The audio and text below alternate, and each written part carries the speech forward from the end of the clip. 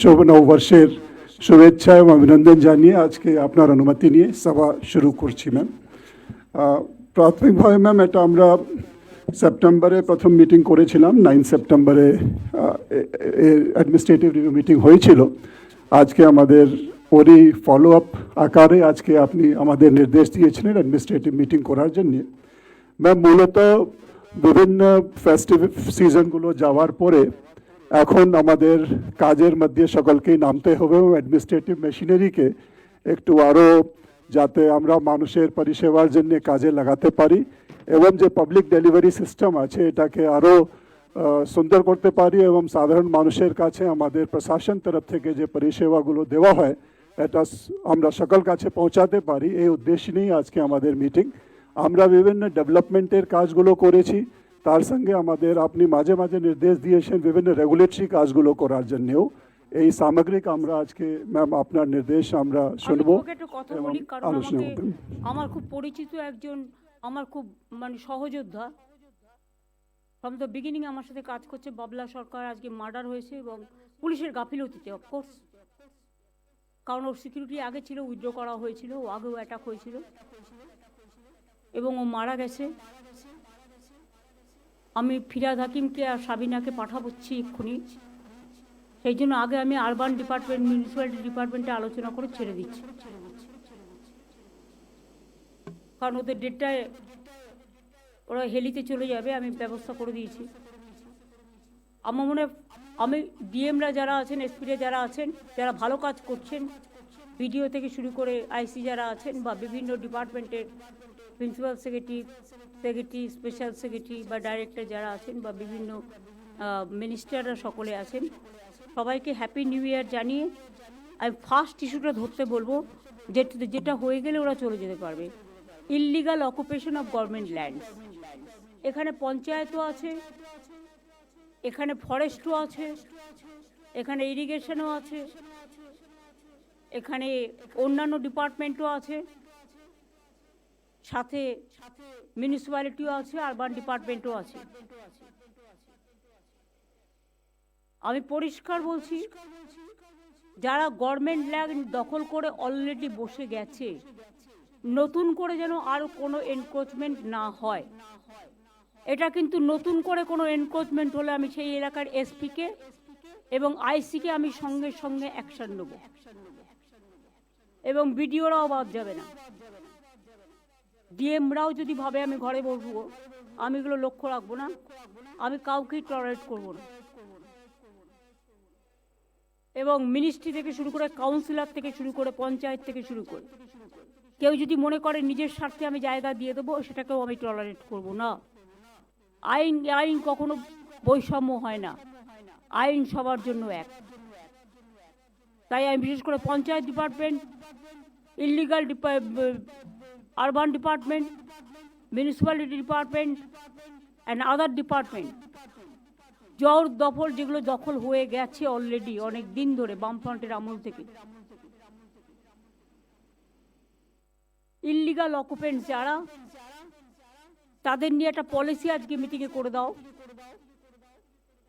যেটা হচ্ছে আমরা একটা, ওখানে অনেকে বাইরে থেকে আসছে, সরকারি জমির ওপরে ফ্ল্যাট তৈরি করছে বেআইনিভাবে এবং ফ্ল্যাটগুলোকে বিক্রি করে দিয়ে বাইরে চলে যাচ্ছে, আর কিন্তু এখানে থাকছে না, এটা স্থানীয় নয় বেশিরভাগ, আমি খোঁজ নিয়ে দেখেছি।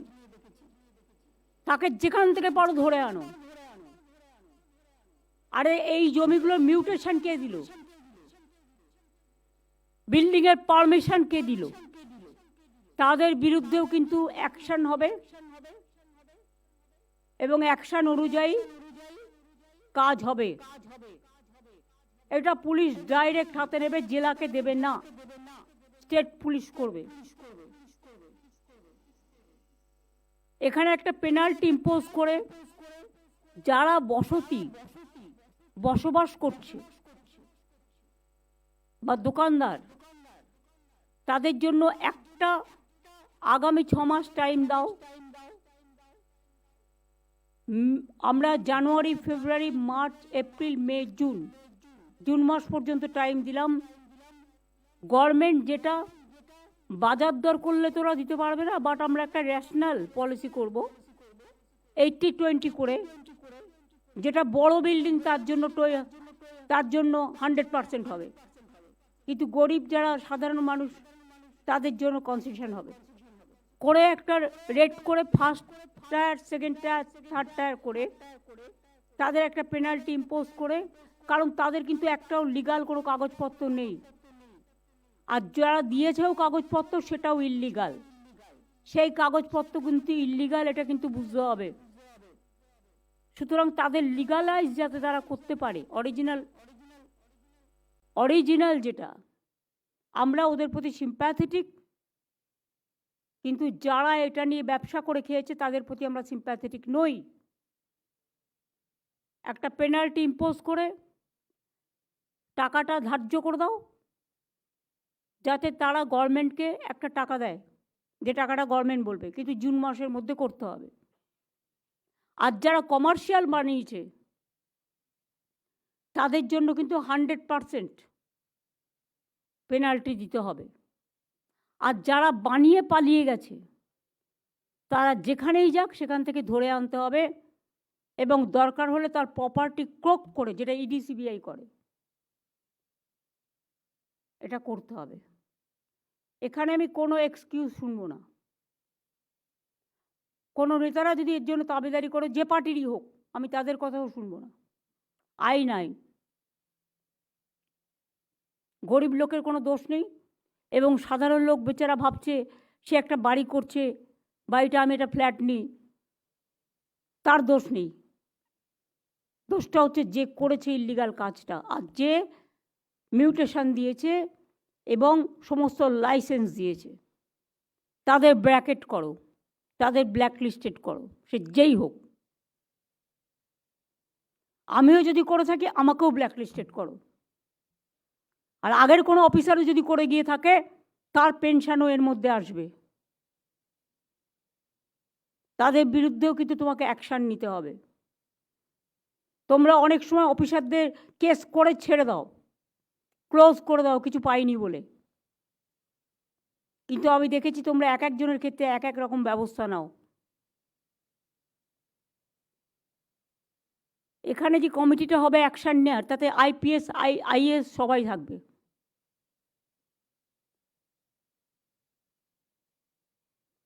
এবং WBPS WBCSও থাকবে।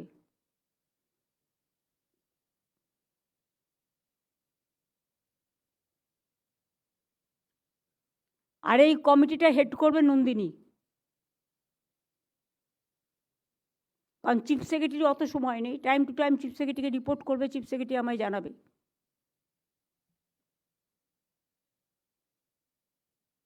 ববি, এটা আমার বলার ছিল মিউনিসিপ্যালিটি অ্যান্ড আরবান ডিপার্টমেন্ট এবং পঞ্চায়েত ডিপার্টমেন্টকে।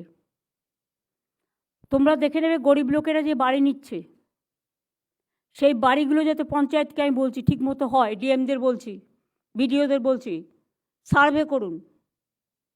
আপনারাই তো সার্ভে করেছেন, আপনারা সার্ভে করার পরে যদি কোথাও কোনো ভুল বেরোয়, সেই ভুলটা কিন্তু যে জেলা বা বিডিও বা আইসি এই সার্ভেতে ছিল বা ডিপার্টমেন্ট, তাদের বিরুদ্ধে অ্যাকশন হবে, এটা মাথায় রাখবেন। এখন থেকে আমি রাজীব কুমারকে বলবো প্রত্যেকটা ডিপার্টমেন্টে অ্যাপ করতে। প্রত্যেকটা টাকা আমাদের ব্যাংকের থ্রুতে যায়, কিন্তু আজকালকার দিন সময় খারাপ, হ্যাক করে নেয়, ব্যাংকের টাকাও হ্যাক হয়ে যায়, ব্যাংক নিজেরটাও ঠিকমতো কেয়ার করে না। সুতরাং এটা আমরা ধরতে পারবো যে কে কোথায় এটাকে দুষ্টুমি করছে, এগুলোকে স্ট্রংলি হ্যান্ডেল করতে হবে। ববি বল। দিদি, একটা ছোট্ট ছিল যে আপনি অ্যাপ করতে বলছেন ব্যাংকের, সার্ভেটাও আমাদের নিজেদের ক্ষেত্রে আমি দেখেছি, সার্ভেতেও অনেক সময় ভুল রিপোর্ট হয়ে যাবে। সার্ভেটাকে যদি আমরা লোড করে অ্যাপে করে নিই, তাহলে কালকে আমি করেছি কি ও করেছে এটা দায়িত্ব এড়াতে পারবে না। সার্ভেটার রিপোর্টটা এবং সার্ভের ছবিটা অ্যাপের মধ্যে থাকবে এবং আমার সিগনেচারটা অ্যাপের মধ্যে থাকবে, তাহলে আমি আমার দায়িত্ব এড়াতে পারবো না। এটা করে দাও, এটা ভালো প্রপোজাল। প্রত্যেকের দায়িত্ব নিতে হবে, কোনো খারাপ হলে গভর্নমেন্টের দায়িত্ব, আর ইন্ডিভিজুয়াল পালিয়ে যাবে, এটা হবে না। হ্যাঁ অরূপ বল। আমরা যে হাউজিং বোর্ড থেকে যে আমাদের রেরা হয়েছে, রেরায় আমরা পঞ্চায়েত এবং ইউডিকে বলেছি যে একটা পোর্টাল জয়েন্টলি করতে। ইল্লিগাল বিল্ডিং আটকাতে গেলে রেরাকে সব থেকে আগেই আনতে হবে, কেন এখন আপনি 3 কাঠার উপরে 6টা ফ্ল্যাটেও রেরাকে করেছেন। অধিকাংশ বিল্ডিং এরা বিল্ডিং স্যাংশন নিয়ে নিচ্ছে, ফ্ল্যাট বিক্রি করছে, লোকে জল পাচ্ছে না, ড্রেনেজ নেই, কিচ্ছু নেই। সেই জন্য রেরা যদি রেজিস্ট্রেশন হয়, রেরার তাকে ফাইন করার ক্ষমতা আছে, এমনকি জমি ক্রোক করার ক্ষমতা আছে, এমনকি কাজ বন্ধ করার ক্ষমতা আছে। ইমিডিয়েট যদি ইউডি এবং পঞ্চায়েত, আমি তাদের ডিপার্টমেন্টের সঙ্গে অনেকবার মিটিং করেছি, তারা যদি এটাকে আমাদের একটা জয়েন্ট অ্যাপ হয়, তাহলে কিন্তু এটাকে আটকানো যাবে। মিউনিসিপ্যালিটি, পঞ্চায়েত, রেরা, স্পেশালি যাদের কাছে ম্যাক্সিমাম জমি আছে দেখে নাও। এবং ইরিগেশন ডিপার্টমেন্টে অনেকে নদীর ওপরে বসে আছে, ফলে নদী বন্ধ হয়ে যায়, বাঁধ ভেঙে যায়, তাদের অন্য জায়গায় শিফট করার ব্যবস্থা করতে হবে। গরিব মানুষকে তো আর ফেলে দেওয়া যাবে না, তারাই আমাদের সম্পদ। তাদের অন্য জায়গায় ফাঁকা জায়গায় দেখে ডিএমের সাথে কথা বলে ব্যবস্থা করতে হবে। এর জন্য প্রত্যেকটা ডিএমকে আমি বলছি তার নিজস্ব এলাকায় এটাকে দেখে নিতে হবে। আর দিদি পুলিশকে দেখতে হবে যাতে আবার কেউ না এসে বসে পড়ে। অনেকে ফ্ল্যাট নিচ্ছে, পুলিশকে যতই নিয়ে বলা হোক, এসে আবার পুলিশ বসে- আবার কিছুতেই এসে এটা করে না। আবার এসে বসে আছে। প্রবলেম কি, এরা 2 কতজনকে বছর দেবো? 3 বছর একটা সার্ভিসে থাকে। ইলেকশন কমিশন নিয়ম করে দিয়েছে 3 বছর পর পর ট্রান্সফার হতে হবে। 3 বছর এক জায়গায় কেউ থাকতে পারবে না। এই নিয়মের জালে আমরা ফেসে গেছি। যে 3 বছরের জন্য কাজ করতে যাচ্ছে, ডিএমই হোক, এসপি হোক বা অন্যান্যরাই হোক, তারা ভাবছে আমার তো 3 বছর 2 বছর কাজ, আমি আমারটা করে দিয়ে চলে যাই, আমার কি দরকার প্রোঅ্যাক্টিভ হওয়ার। তো এখন থেকে আজকে সিদ্ধান্ত নেওয়া হচ্ছে, তার সময় যদি কোনো ইল্লিগাল কাজ করা হয়ে থাকে সেটাকে স্ট্রংলি হ্যান্ডেল করে সে যেখানেই থাকুক তাকে ধরা হবে। আর বারবার বলা হচ্ছে যে কোনো কেউ ট্রান্সফার হলে কোন কোন কাজ চলছে, কোনটা তিনি করেছেন, সেগুলোর একটা পরিষ্কার একটা চিত্র যে জয়েন করবে তার হাতে দিয়ে দেওয়ার জন্য, কিন্তু সেটা করছেন না। আমি এটা মনোজকে বলবো আবার বলে দিতে। ববি আর সাবিনা বেরিয়ে যাও।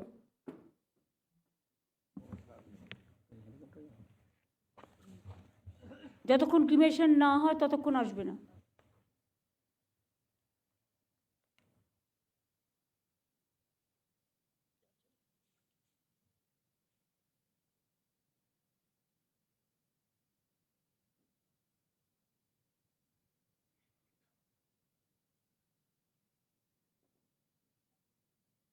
এটা হলো illegal occupation of government land. পুকুরের ওপরে বাড়ি করে দিচ্ছে। আরে আগে তো দিনের পর দিন, আমাকে আজকে 2006 সালের জমির টাকা দিতে হচ্ছে। ল্যান্ড অ্যাকুইজিশন করে বামফ্রন্ট সরকার চলে গেছে বাইরে, বড় বড় কথা। 6 সালে যা মার্কেট প্রাইস ছিল, আজকে 24 সালে মার্কেট প্রাইস অনেক বেড়ে গেছে, আমাকে আজকের মার্কেট প্রাইসে দিতে হচ্ছে। আর সব চলে যাচ্ছে কোর্টে। কোর্ট তো আর বুঝবে না আমার টাকা আছে কি নেই, সে একটা সিদ্ধান্ত দিয়ে দিচ্ছে। গভর্নমেন্ট টাকাটা পাবে কোথায় এটা তো বোঝবার ক্ষমতা আমাদের আছে। আমি 2006 সালের টাকা কেন দেব? আমার গভর্নমেন্টের আমলে যদি কিছু জমি অ্যাকুইজিশন হয় সে টাকা আমি দেব। এটা স্টেট ক্যাবিনেটে নিয়ে এসে সিদ্ধান্ত নিতে হবে। একে তো লোনের বোঝা, প্রতি বছর 75,000 টাকা, 1 লাখ টাকা দিতে হচ্ছে। 75,000 কোটি টাকা, 1 লাখ কোটি টাকা দিতে হচ্ছে। তার উপরে যত জমি কিনে গেছে, নিজেরা এনজয় করে গেছে, অত্যাচার করে গেছে, দখল করে গেছে, আর সেই টাকা আজকে আমাদের দিতে হচ্ছে। আর এদের মুখে আবার বড় বড় কথা।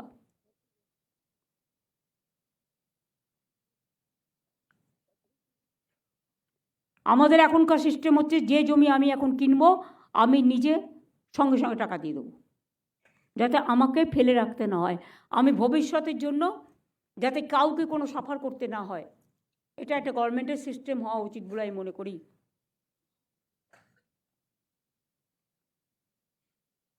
এবার আমি কোঅপারেটিভ ব্যাংক ধরব।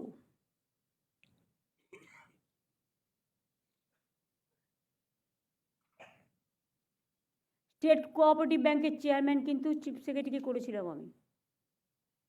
তোমার নলেজে আছে কি না আমি জানি না, বাট তুমি দেখে নাও। দ্বিবেদী, তুমি তো জানো স্টেট কোঅপারেটিভের ব্যাংকের চেয়ারম্যান আমি কিন্তু চিফ সেক্রেটারিকে করেছিলাম। ম্যাম,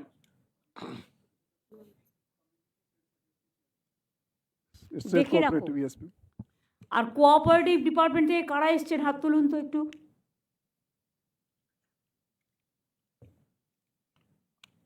হ্যাঁ, আর আর কারা আছেন? আপনি তো মিনিস্টার, প্রিন্সিপাল সেক্রেটারি, বাদ বাকি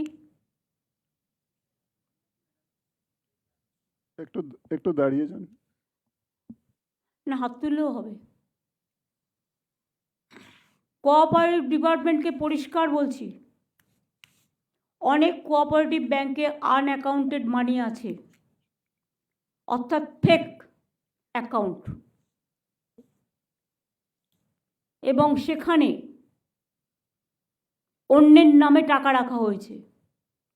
প্রত্যেকটা এনকোয়ারি করে দেখে এই আনঅ্যাকাউন্টেড মানি ভেরিফাই করে এই টাকাটা গভর্নমেন্টের ট্রেজারিতে চলে আসবে।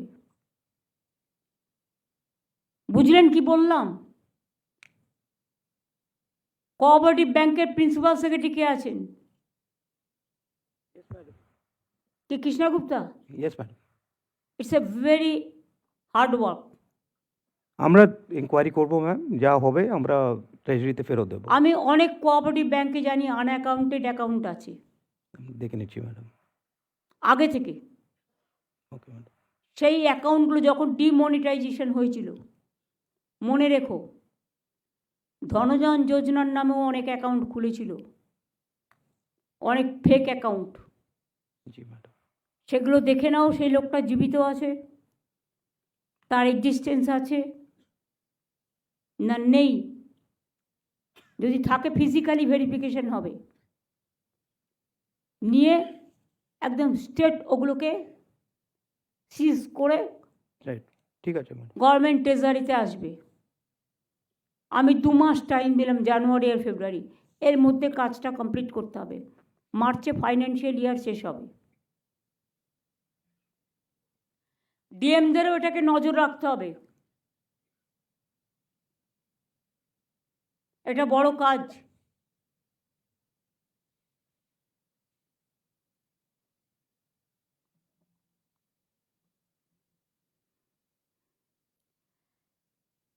এবার আমি যেটা বলবো, ফাইন্যান্সে প্রভাত মিশ্র আছে। প্রভাত মিশ্র ইজ এ জেন্টলম্যান, কিন্তু আরেকটু এফেক্টিভ হতে হবে, অ্যাক্টিভ হতে হবে। এবং তোমার যে টিম বসে আছে ওখানে ফাইন্যান্সে, 2-1 জন ছাড়া বেশিরভাগই বামপন্থী রাজনীতির আলোচনা করে ওখানে বসে। ওটা একটা আলিমুদ্দিন স্ট্রিট বানিয়ে দিয়েছে। দরকার হলে তুমি নতুন লোক নিয়ে এসো, এফিশিয়েন্ট লোক নিয়ে এসো, নিয়ে কাজটা করাও। আমি নিজে সারপ্রাইজ ভিজিট করেছি কয়েকবার, আমি নিজে গিয়ে এটা দেখে এসেছি। আমি নিজে না দেখলে কথা বলতাম না, এবং আমার কাছে ইনফরমেশনও আছে। ফাইলের পর ফাইল, এত উঁচু ফাইল চলছে, কি করে মিছিল মিটিং হবে? এটা মিছিল মিটিং করার জায়গা না, এটা জনগণের কাজ করবার জায়গা। এটা মাথায় রাখতে হবে। প্রত্যেকটা ডিপার্টমেন্টকে আমি বলবো খোঁজ নিতে, যেটা আমরা খোঁজ নিই না, including authority, society, development authority, বিভিন্ন অর্গানাইজেশন, কত ফিক্সড ডিপোজিট ব্যাংকে তারা রেখেছেন, অনেকে খোঁজই রাখেন না। আমাদের একটু জানান তো কোন ডিপার্টমেন্টের, একটা ডিপার্টমেন্টের আন্ডারে অনেক সোসাইটি আছে, অনেক ডেভেলপমেন্ট বোর্ড আছে, তারা বছরের পর বছর অনেক ফিক্সড ডিপোজিট রেখে দিয়েছেন সেই ডিপার্টমেন্টের জন্য। কিন্তু একটা প্রিন্সিপাল সেক্রেটারি আসে আর একজন চলে যায়, কেউ খোঁজ রাখে না। ফাইন্যান্সটা খুব ইম্পর্ট্যান্ট আমাদের কাছে, সবটাই ইম্পর্ট্যান্ট। এটা আমাদের নলেজে এসছে বলেই বলছি। কোন ডিপার্টমেন্টে, কোন ডেভেলপমেন্ট বোর্ডে, কোন সোসাইটিতে কত টাকা নন ইউটিলাইজেশন পড়ে আছে গভর্নমেন্টের, এবং কত টাকা ফিক্সড ডিপোজিট পড়ে আছে, এবং ডেভেলপমেন্ট বোর্ড হোক বা কমিটি হোক বা ট্রাস্টি হোক বা সোসাইটি হোক, তাদের কাছে এখন কত টাকা আছে, তার ডিটেলসটা আমার কাছে পাঠাতে হবে উইদিন 15 days। আপনারা সিএসকে পাঠাবেন, সিএস আমার কাছে পাঠাবে। ডিএমদেরও বলছি, জেলা ওয়াইজেও দেখে নিন। ডিএমরা শুনতে পাচ্ছেন? মালদার ডিএম আপনার ওখানে তো আজকে আমার একজন পুরো সহকর্মীকে মার্ডার হয়ে গেল এসপির অপদার্থতার জন্য। তার সিকিউরিটিও আগে তুলে নেওয়া হয়েছিল। আমি পার্সোনালি চিনতাম, আগেও সে অনেকবার অ্যাটাক করেছে, সে ইলেক্টেড জনপ্রতিনিধিও ছিল। এটা খুব দুর্ভাগ্য আমাদের।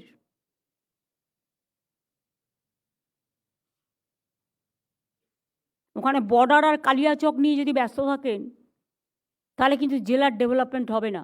Please forget that. ওখানে প্রোটেকশন করুন। আর বিএসএফের সাথে অ্যাডজাস্ট করে অনুপ্রবেশকারীদের ঢোকাচ্ছেন আপনারা, কেউ প্রতিবাদ করছেন না।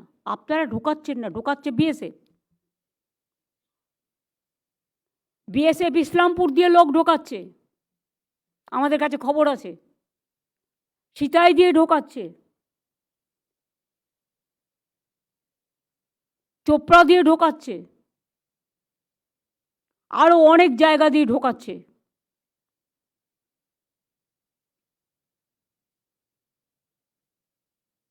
বিএসএফ মেয়েদের উপর অত্যাচার করছে, কিন্তু আপনাদের দিক থেকে কোনো প্রতিবাদ কেন হয়নি? ডিজি রাজীব কুমারকে আমি বলবো, কোন কোন জায়গায় লোক ঢুকেছে, লোক ঢুকিয়েছে বিএসএফ। কারণ বর্ডার আমাদের হাতে নয়, বর্ডার হচ্ছে বিএসএফের হাতে। যারা বাইরে থেকে আসে, ভিসাও আমাদের হাতে নেই, সেন্ট্রাল গভর্নমেন্টের হাতে। যারা প্লেনে আসে তাদের কোনো লিস্টও আগে আমাদের দিতে এখন দেয় না। ফলে আমরা জানতে পারি না কারা আসছে, কারা ঢুকছে। ট্রেনও চলছে, বাসও চলছে, বিএসএফও চলছে।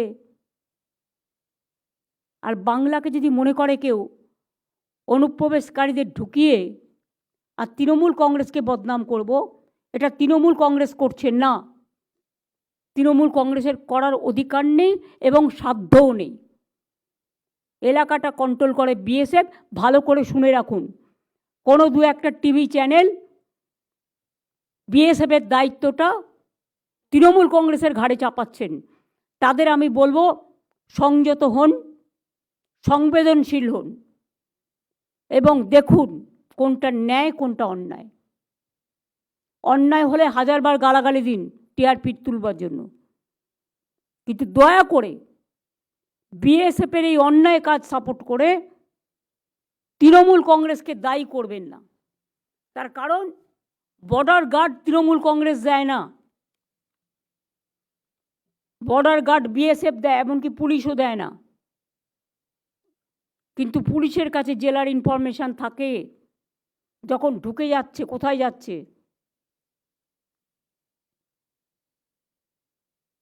ডিএমদের কাছে ইনফরমেশান থাকে কোথায় যাচ্ছে।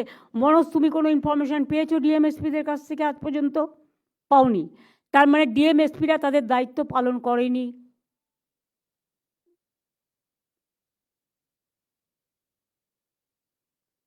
রাজীব কুমার আমাকে কিছু কিছু ইনফরমেশান দিয়েছে এবং আমি লোকাল ইনফরমেশান পেয়েছি কিছু।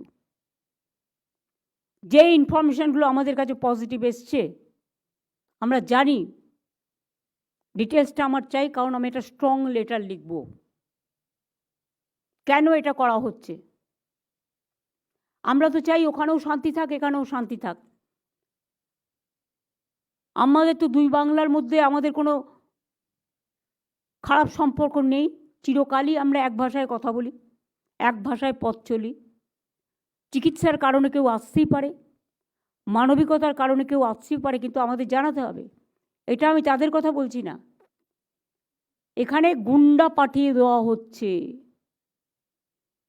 বর্ডার দিয়ে খুন করছে, চলে যাচ্ছে, এই রকম লোক পাঠানো হচ্ছে।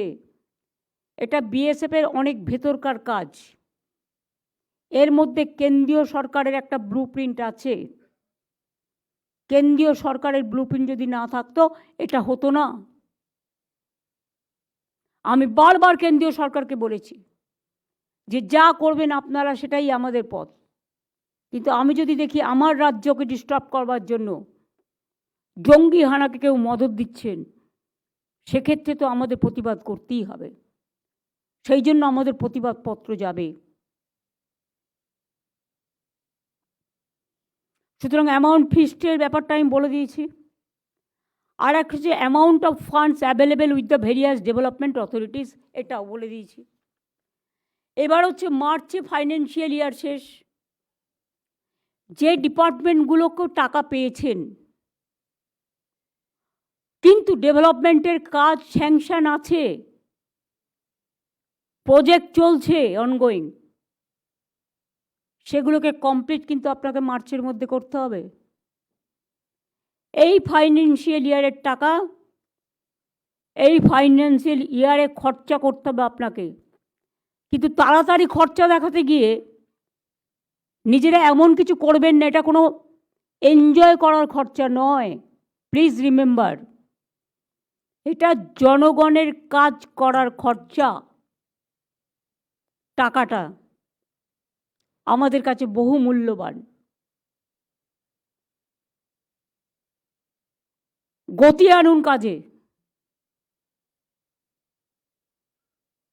নিজের থেকে কোনো প্রোঅ্যাক্টিভ হব না। এ মানে অ্যাভয়েড করুন, বি মানে ব্লক করে দিন, সি মানে কি আর বলবো, কনফিউশন ক্রিয়েট করে দিন, আর ডি মানে ultimately it will be a destruction work instead of construction. ABCD বন্ধ করুন। এ মানে অ্যাক্টিভ হন, বি মানে বোল্ড হন, সি মানে ক্রিয়েটিভ হন, ডি মানে ডেভেলপমেন্টটা করুন, আর ই মানে এনার্জেটিক হন, আর এফ মানে ফাইন্যান্সিয়াল পজিশনটাকে ঠিক রাখুন, আর জি মানে গভর্নমেন্টটা মানুষের, মামাটি মানুষের, এটাকে দেখে রাখতে হবে।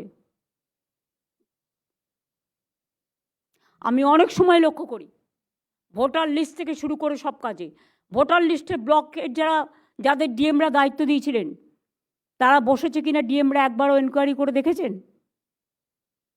আমি অনেক জায়গায় শুনেছি তারা বসেনি। কারণ ডিএমরা তো জানে এতে তো আমার কোনো যায় আসে না, আমি তো ডিএম থাকবই, বা আমি কোনো অফিসারে চলে যাব। ফেস তো আমাদের করতে হবে, জনগণকে ফেস করতে হবে। এটা কিন্তু ঠিক নয়। এটা আমরা কিন্তু এক্সেপশনাল কেস হিসেবে দেখছি। এবং আপনারা মনে করেন আপনাদের ওখানে কিছু লোকজন কম্পিউটারে কাজ করে, কম্পিউটারে ডেটা তোলে, তারা যতটা অ্যান্টি করে গভর্নমেন্টের, ইনফরমেশন পাস করে অপোজিশনকে, এন্টায়ার এক্সেপশনাল কিছু ছাড়া ডিএম নিজের মতো লোক নেন, বসান, এসপি জেলায় গেলে নিজের মতো ককাস তৈরি করেন, এবং তারা কাজের গুরুত্ব না দিয়ে, সার্ভে না করে, রিভিউ না করে, এই লোকগুলোর উপর নির্ভরশীল চেঞ্জ করেন না কখনো। আরে মাঝে মাঝে চেঞ্জ তো করতে হবে 2-3 বছর পর পর। যারা কাজ করে না, যারা কাজগুলোকে ব্লক করে, তাদের প্রশ্রয় দিলে আপনাকে ডিএম রাখা হবে কেন? ডিএম তো সরকারের ডিস্ট্রিক্টের মুখ, এসপি তো সরকারের প্রশাসনের মুখ। তাদের নেতৃত্বে যদি আমি দেখি কাঁচা রাস্তাতেও গাড়ি ঢুকে যাচ্ছে, আলু চলে যাচ্ছে, আমসের আমদানি হচ্ছে। কোথায় গেল আপনাদের মোবাইল চেক আপ? কোথায় গেল নাকা চেকিং? সাধারণ মানুষকে দয়া করে ডিস্টার্ব করবেন না, এটা বললাম বলে। আর এটা বললাম বলে লোকের কাছে একটা কিছু নিয়ে তাকে ছেড়ে দেবেন না। আজকালকার দিনে মনে রাখবেন, মিডিয়া যেমন অ্যাক্টিভ, সোশ্যাল মিডিয়াও অ্যাক্টিভ, পাবলিকও অ্যাক্টিভ। একটা গ্রামের কৃষকও জানে কে কোথায় কি করে বেড়াচ্ছে, খবর কিন্তু আমাদের কাছে আসে।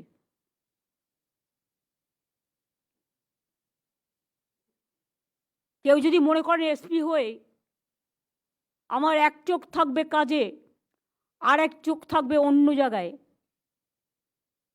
তাহলে এসপি হওয়ার প্রয়োজন নেই। প্রথম থেকে বলে দিন নো, আই ক্যানট, বা আমরাও দেখে নেব পারফরমেন্স, নো। ডিএমদেরও লক্ষ্য রাখতে হবে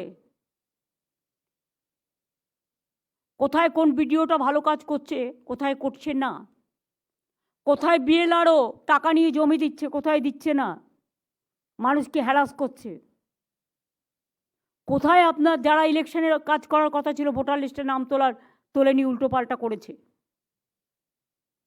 আর আইবির লোকেদের, Rajiv, you have to take a strong step for DIB. একটা ইনফরমেশান তারা রাখে না, একটা ইনফরমেশান দেয় না, তারা পোস্টটাকে নিয়ে খেলা করে। খেলা অর্থে আমি বাস্তব খেলার কথা বলছি না, অবাস্তব খেলা, অনৈতিক খেলা, এগুলোকে চেঞ্জ করে দাও।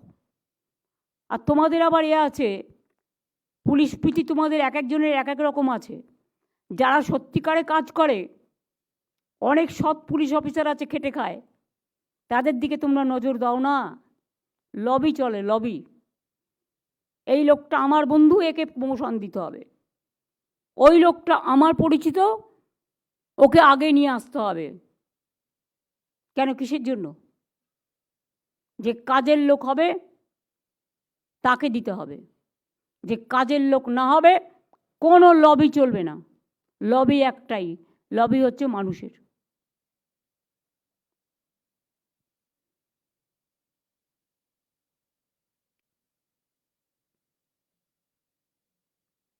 তাহলে কাজের গতিটার ব্যাপারে মনোজকে আমি বলবো একটু বলে দিতে।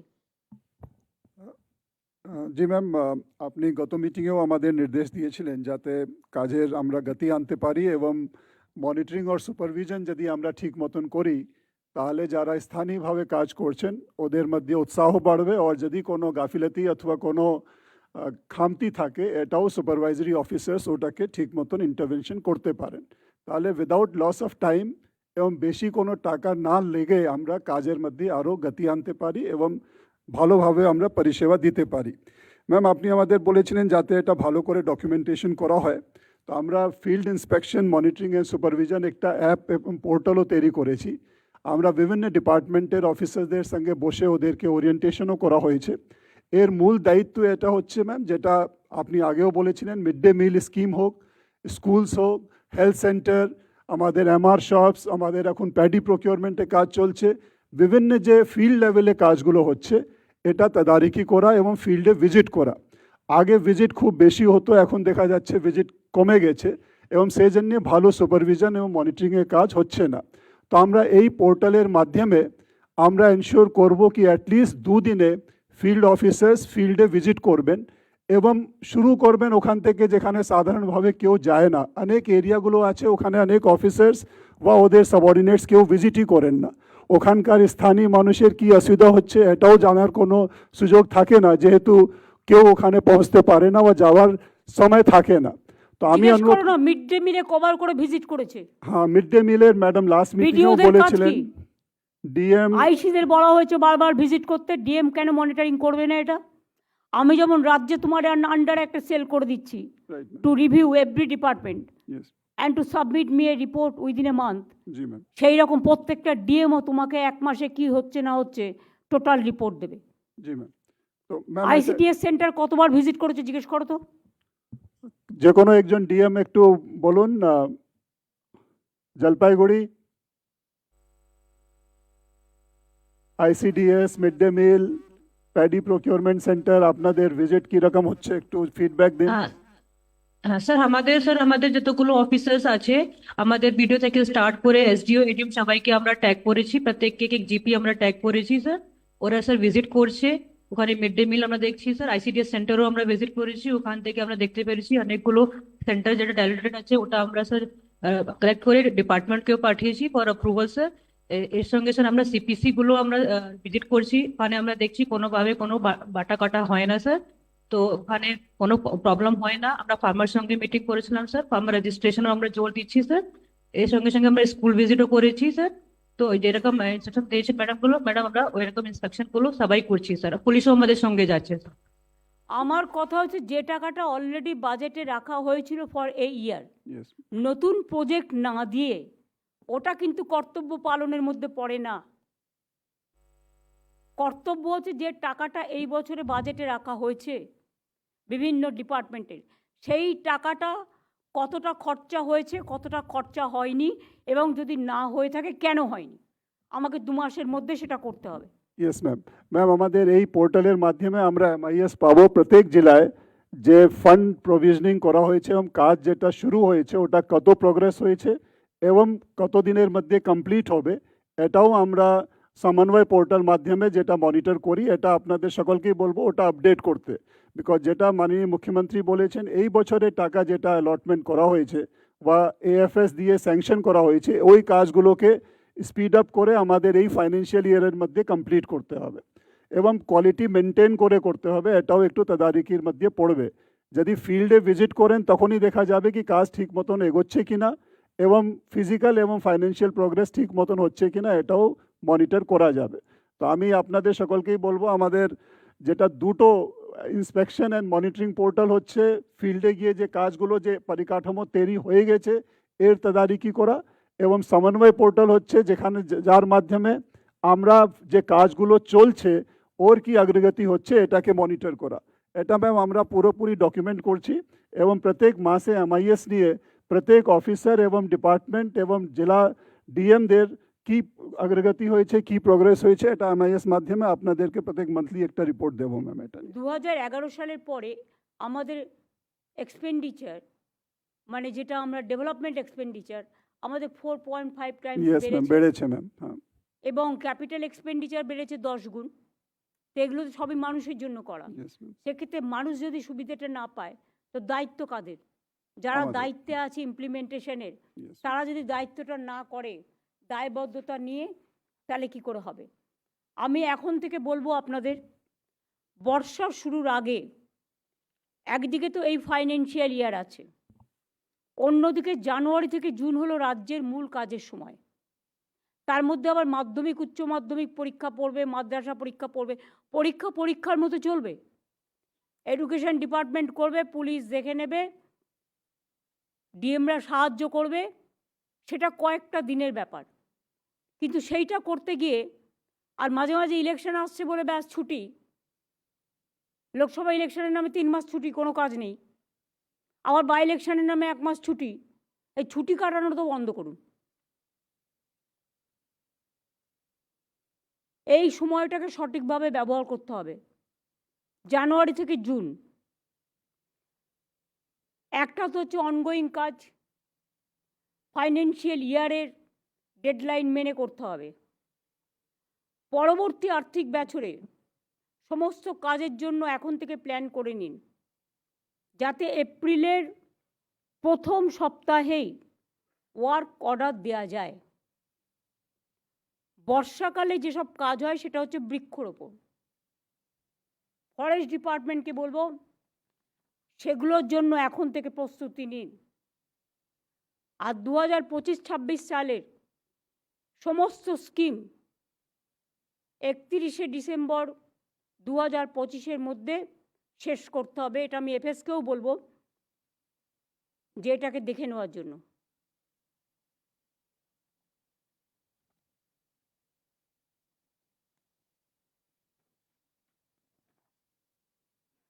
নিয়মিত ইন্সপেকশন খুব জরুরি, যেটা আমি বলছি ফিল্ড ইন্সপেকশন। নিয়মিত ইন্সপেকশন খুবই জরুরি, এবং যেটা আমি মনে করি ডিএম, এসডিও, বিডিও সহ প্রতিটা ডিপার্টমেন্টের, লাইন ডিপার্টমেন্ট ফিল্ড অফিসাররা নিয়মিত ফিল্ডে গিয়ে কাজ করুন।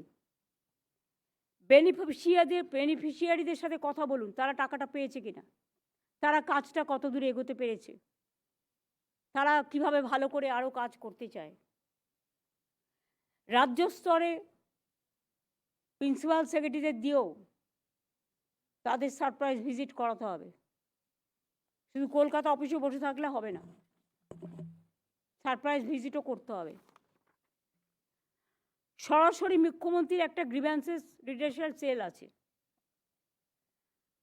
আগে দেখতাম খুব ইনিশিয়েটিভ নেওয়া হতো, এখন দেখছি দায়সারাভাবে ছাড়া হচ্ছে। মানুষ যখন তাদের কথা আপনাদের না পায় আমাকে জানায়, আপনারা কি মনে করেন না এটাকে গুরুত্ব দেওয়ার প্রয়োজন আছে? এটা এখন থেকে রাহুল থাকবে দায়িত্বে, এবং আমার পুরো সিএমও এটাকে মনিটরিং করে। দায়সারাভাবে যারা কাজ করবেন, আমিও কিন্তু দায়সারাভাবে তাদের প্রতি কর্তব্য করব, এটা মাথায় রাখতে হবে। আমার কেউ শত্রু নয়, সবাই বন্ধু, কিন্তু আমি কাজ ভালোবাসি। যে কাজ করে আমি তার প্রতি একটু বেশি দায়বদ্ধতা নিয়ে কাজ করি।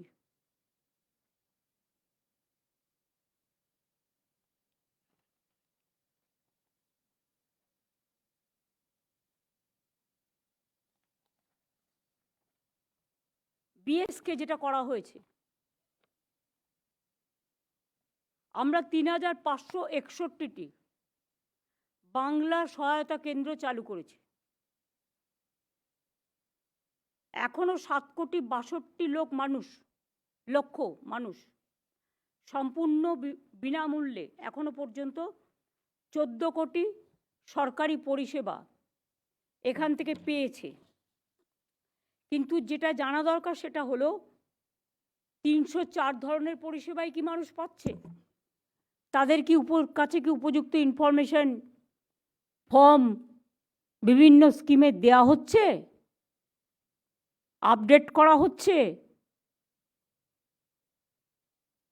সেটা দেখে নিতে হবে।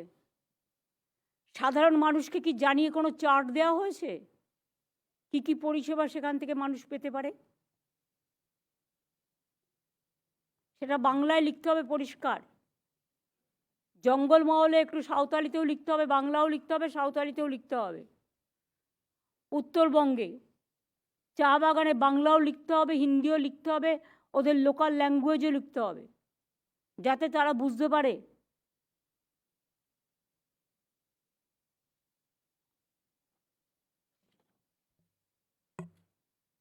বাংলার বাড়ি 12 লক্ষ লোকের টাকা ছাড়া হয়েছে। দেখুন তো কাজগুলো শুরু করেছে কিনা। শুরু করতে গিয়ে যদি কোনো প্রবলেম হয়ে থাকে, ডিএমরা সেটাকে টেক আপ করুন, বিডিওরা ডিএমকে জানান, তাকে কিভাবে সাহায্য করা যায় সেদিকটা দেখুন।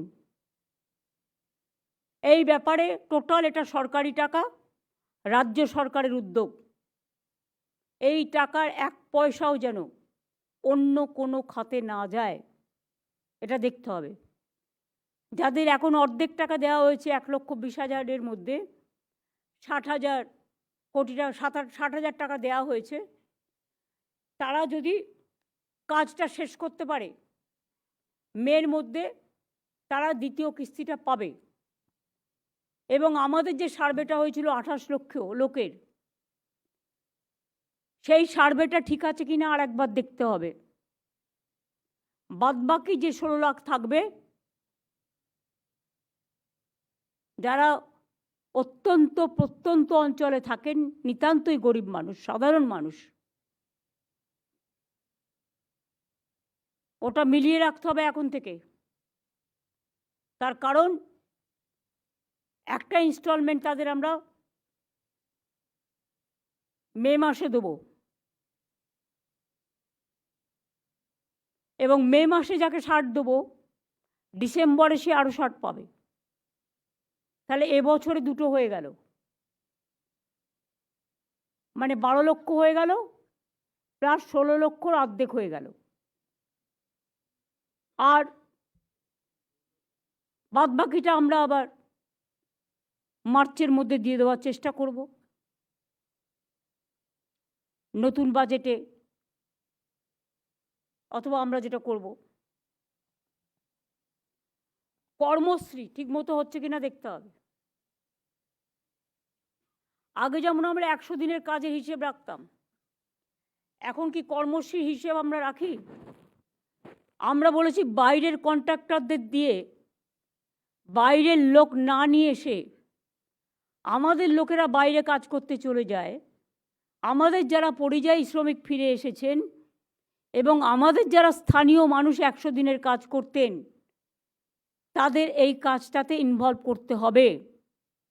আমি পঞ্চায়েত ডিপার্টমেন্ট এবং লেবার ডিপার্টমেন্টকে এটা একসাথে যুক্তভাবে কাজটা করতে বলবো, এবং প্রতি মাসে কর্মশ্রী কোথায় কি হচ্ছে, কোন জেলায় কত, পিএইচির যত কাজ হবে রাস্তায়, পিডব্লিউডির, পঞ্চায়েতের, ইরিগেশনের, কনস্ট্রাকশনের, ডেভেলপমেন্টের, বাইরের শ্রমিক না নিয়ে এসে আমাদের অনেক শ্রমিক আছে, আমাদের শ্রমিকদের কাজগুলো করান, আমাদের 100 দিনের কাজের লোকগুলোকে দিয়ে কাজগুলো করান। কন্ট্রাক্টরদের প্রথমেই বলে দেবেন যে আমার এখানে প্রচুর মানুষ আছেন যারা 100 দিনের কাজ করতেন, গভর্নমেন্ট অফ ইন্ডিয়া 100 দিনের কাজ বন্ধ করে দিয়েছে, তাই আমরা কর্মশ্রী চালু করেছি। এই কাজটা কর্মশ্রীর মধ্যে দিয়ে করতে হবে। জল স্বপ্ন প্রকল্প আমি ইতিমধ্যেই 2-3টে মিটিং করেছি, সিএস নিজেও 2-3টে মিটিং করেছেন। জল স্বপ্ন প্রকল্প কিন্তু 2025-এর ডিসেম্বরের মধ্যে কমপ্লিট করতে হবে। আমি কোনো কথা শুনতে চাই না। আর যতক্ষণ পুরনো অনগোয়িংগুলো শেষ না হবে, আমি নতুন জমি কেনার টাকা দেব না। পাইপ পড়লে হবে না, পাইপ দিয়ে জলটা যাচ্ছে কিনা এবং জলটা পৌঁছচ্ছে কিনা আমি তখনই কমপ্লিট বলবো যখন মানুষ জলটা পাবে। আগে আমরা অনেক রাস্তা করেছি, সেন্ট্রাল গভর্নমেন্ট আগে রাস্তার জন্য টাকা দিত, এখন দেয় না 3 বছর ধরে। সেখানেও সেন্ট্রাল গভর্নমেন্টের একা টাকা নয়, আমাদেরও 40% দিতে হতো, মেনটেনেন্সও আমাদেরই করতে হতো। 3 বছর ধরে টাকা বন্ধ করে দেওয়ার পরেও আমরা পথশ্রী প্রকল্পের মাধ্যমে প্রায় 25,000 কিলোমিটার রাস্তাঘাট করেছি। বাদবাকি আমি অনুরোধ করব ডিএমদের, যদি খুবই খারাপ কন্ডিশনের থাকে কিছু গ্রামীণ রাস্তা, ইমিডিয়েট ওটাকে, আমি দেখেছি অনেক সময় লক্ষ্য করে, আপনারা কি করেন বলুন তো, কেউ কেউ পরিচিত আছে আপনাদের, তারা যে লিস্টে দেয় সেটা দিয়ে ধরে দিয়ে দেন সার্ভে না করে। আমি করব কেন সেটা? আপনার পরিচিতদের কাজ তো আমি করব না। আমি দেখব মানুষ কোথায় কোথায় মানুষকে পরিষেবা দেওয়া দরকার, সেই জায়গাগুলোকে বেছে নিয়ে আইডেন্টিফাই করে নিয়ে, দরকার হলে উলগানাথনটা আইডেন্টিফাই করে কাজটা করতে হবে। Ma'am, yes ma'am. আমি পঞ্চায়েত ডিপার্টমেন্টকেও বলে দিলাম। আপনারা তো আলু ছেড়ে দিলেন প্রদীপ দা, আপনি আর বেচা কেন ছেড়ে দিলেন আমায় না জিজ্ঞেস করে? এখানে মানুষ বেশি দামে কিনবে আর আপনারা ছেড়ে দেবেন ইচ্ছে মতো। না ম্যাডাম, আমরা ছাড়িনি, ওটা অন্যায় করেছিল, তার জন্য আবার ইম্পোজ করা হয়েছে যে মুহূর্তে আমাদের নজরে এসছে।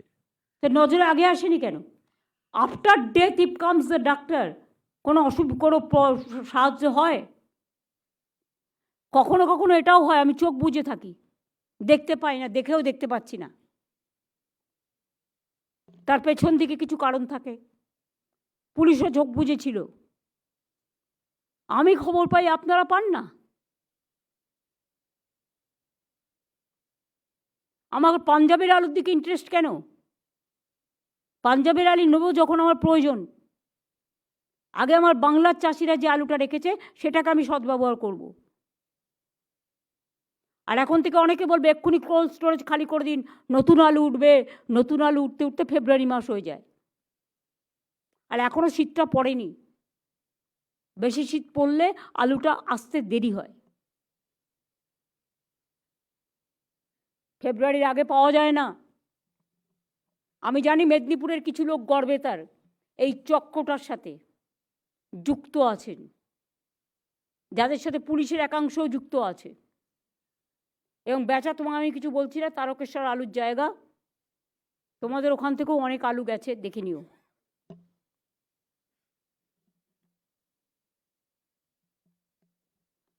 আমরা যে মার্কেটিং নিয়ে, আমরা প্রাইস হাইক নিয়ে টাস্কফোর্স যে মিটিং করতাম রেগুলারলি, সেটা রেগুলারলি ভিজিট হচ্ছে বাজারে বাজারে। করছে এর মধ্যে যে আলু দাম রিটেলে বাড়ছিল ম্যাম, এটাও ওরা অ্যাডজাস্ট করার চেষ্টা করেছে। এখন মার্কেটে রিটেলেও দাম একটু কন্ট্রোলে এসেছে ম্যাম আগে থেকে। দেখো শীতকালে তো সবজির দাম সবজি কমে। দাম ম্যাম সাবস্টিটিউশন হয়ে যায়। সবজির দাম তো কমে, বাড়বে কেন? জি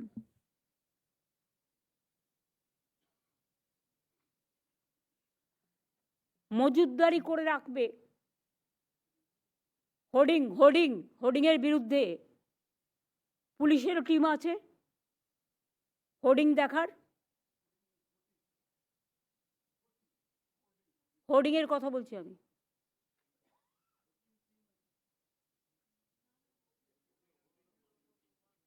কি বলবো,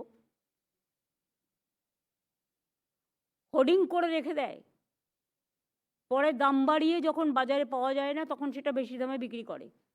এই হোর্ডিং কোথায় কোথায় মানে প্রচুর মজুদ আছে দেখে নিন তো কালোবাজারিদের কাছে, দেখে নিন, দেখে নিয়ে সেটা সুলভ বাংলায়, সুফল বাংলায় একদম ছেড়ে দিন। এটা কে দেখে? ইবি ডিপার্টমেন্ট, ম্যাম আমি বলছি ম্যাম, এনফোর্সমেন্ট ব্রাঞ্চের কে দেখে? ম্যাম ডিজিইবি দেখেন ম্যাম। তিনি এখানে উপস্থিত আছেন? না এখানে নেই ম্যাম। এমনিতে ম্যাম আমাদের সুফল বাংলা আপনার নির্দেশ মতন আমরা 160 বাড়িয়েছিলাম, এখন 640 আছে। আর যেমন আপনি নির্দেশ দিলেন, আমরা জেলা থেকে সরাসরি সবজি কিনে প্রচুর আনাচ্ছি কলকাতায়, সবজি দাম সবটা অনেক কমে গেছে ম্যাম। আর টিমগুলো ভিজিট করছে কলকাতা, কয়েকটা জায়গায় সমস্যা ছিল, সেখানে সিপি সাহেব এবং কেএমসি থেকেও কিন্তু টিম পাঠিয়ে কন্ট্রোল করা হয়েছে ম্যাম। শীতকালে সবজির দাম কমে, এটা মাথায় রেখো। গ্রামের নিশ্চয়ই। চাষিদের থেকে সবজি কিনে বাজারে সাপ্লাই করো। সেটা করছি ম্যাম। 85 এখন সেন্টারে চলছে ম্যাম, এই বছর আমরা চালু করলাম।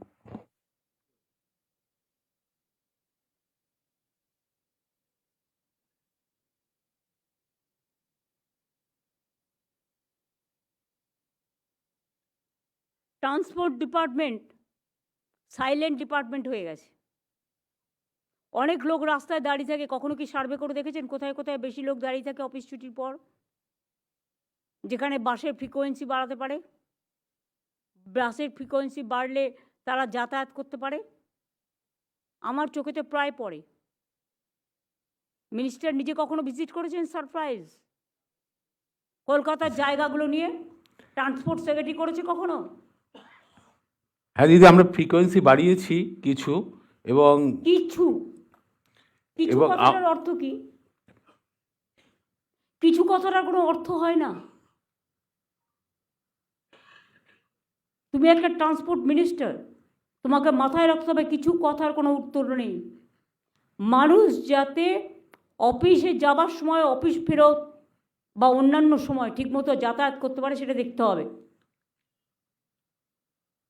কলকাতায় মাঝে মাঝে ঘুরে দেখো ওয়ার্কিং ডেগুলোতে, কোথায় কোথায়, শুধু কলকাতায় একটা জায়গায় গেলে হবে না, সারা কলকাতা ঘুরতে হবে, ইনক্লুডিং আইটি সেক্টর, ইনক্লুডিং হসপিটালগুলোর সামনে, আফটার ভিজিটিং আওয়ার্স।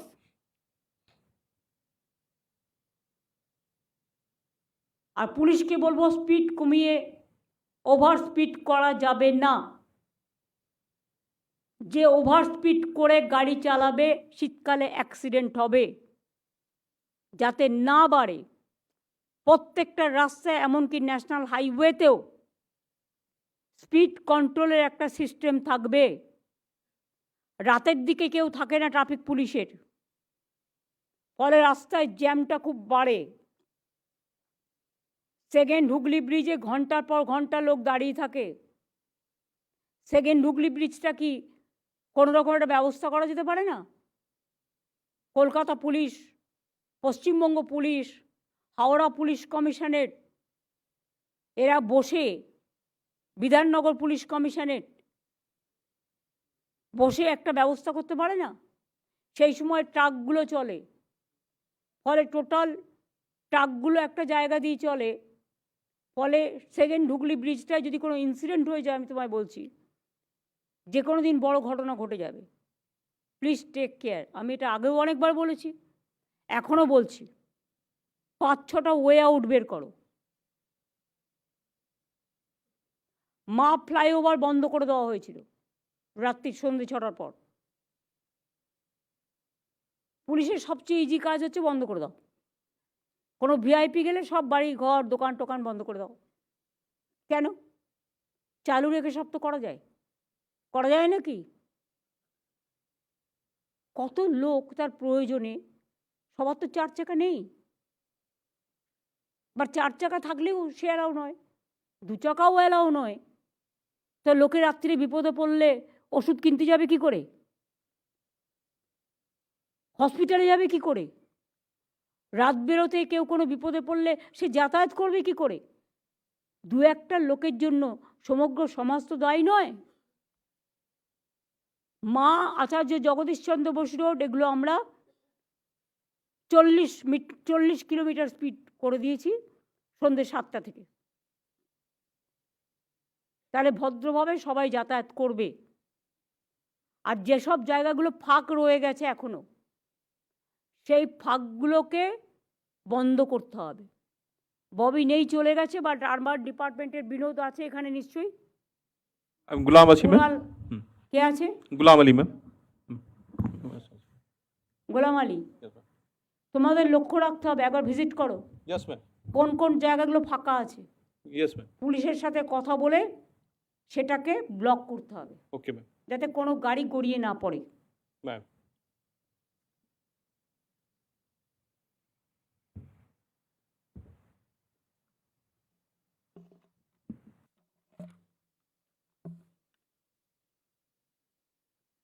আমরা রাজ্যের প্রায় 10,000 স্কুলকে ডিজিটাল এডুকেশন শুরু করবার জন্য কম্পিউটার থেকে শুরু করে যাবতীয় সরঞ্জাম দিয়েছি।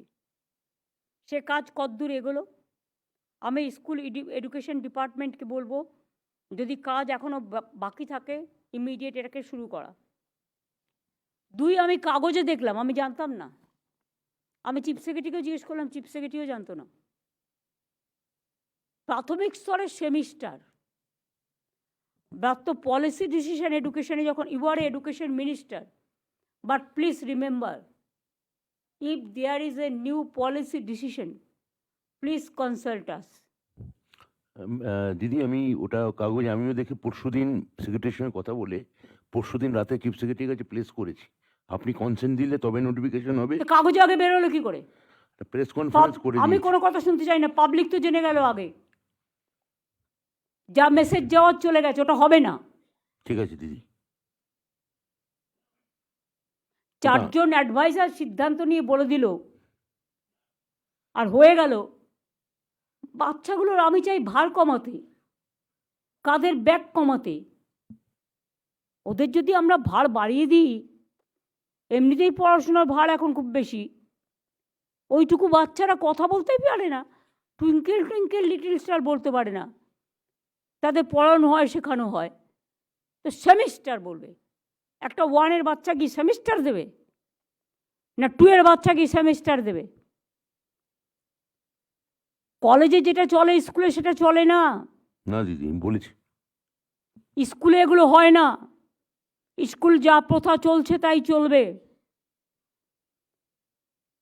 কলেজ ইউনিভার্সিটিতে শুরু হয়েছে, তারা অভ্যস্ত হয়ে গেছে, তারা জানে, তারা অনেকটা এখন আজকের যুগে মডার্নাইজ হয়ে গেছে, তারা জানতে পারে ব্যাপারগুলো, এবং এটা অলরেডি চালু হয়ে গেছে, তাই তাদের এটা প্রবলেম থাকে না। কিন্তু প্রবলেম এটা থাকে বাচ্চাদের, অফকোর্স স্কুলের বাচ্চাদের থাকবেই। স্কুলে কোনো সেমিস্টার টেমিস্টার চলবে না। আর আমি বলবো, এডুকেশনের ব্যাপারে নতুন করে কোনো পলিসি নিলে please let us know first before press. প্রেসে যখন একটা সাবজেক্ট যায়, মানুষ মনে করে এটাই সত্যি, গরুর রচনা করার মতো। এটা তোমাদের বুঝতে হবে। প্রেসকে একটা খাইয়ে দিলাম, নিউজ দিতে হলো, এখন আবার নিয়ম হচ্ছে করে খাইয়ে দেয়, ভাত খাইয়ে দেয় না, নিউজ খাইয়ে দেয়। নিউজটা কি না, ওখান থেকে অমুক দাদা নিউজটা পাঠালেন, অমুক দিদি নিউজটা পাঠালেন। কেন সামনাসামনি বলতে হবে? অসুবিধার কী আছে? আর এটা প্রেস মিডিয়াকেও আমি রিকোয়েস্ট করব যে কারো মুখের কথা শুনে সঠিক তথ্য না পেলে, ঘোড়ার মুখের কথা না শুনে আপনারা প্লিজ এইসব ব্যাপারগুলো, কে পাঠালো আর কে পাঠালো না এর মধ্যে নির্ভর করবেন না। গভর্নমেন্ট যখন কোনো নতুন কাজ করে, সেটা গভর্নমেন্ট লেভেলে আলোচনা করে সবাই মিলে সিদ্ধান্ত নিয়ে সেটা পাঠায়। যারা পেছন থেকে পাঠায় তারা ব্যাকডেটেড, তাদের ব্যাকবোনটা একটু দুর্বল। আর যারা সামনে থেকে ফেস করে তাদের মেরুদণ্ডটা একটু সোজা, এবং সেটা সত্য। এবার আমি আসবো পাট্টা বিতরণে।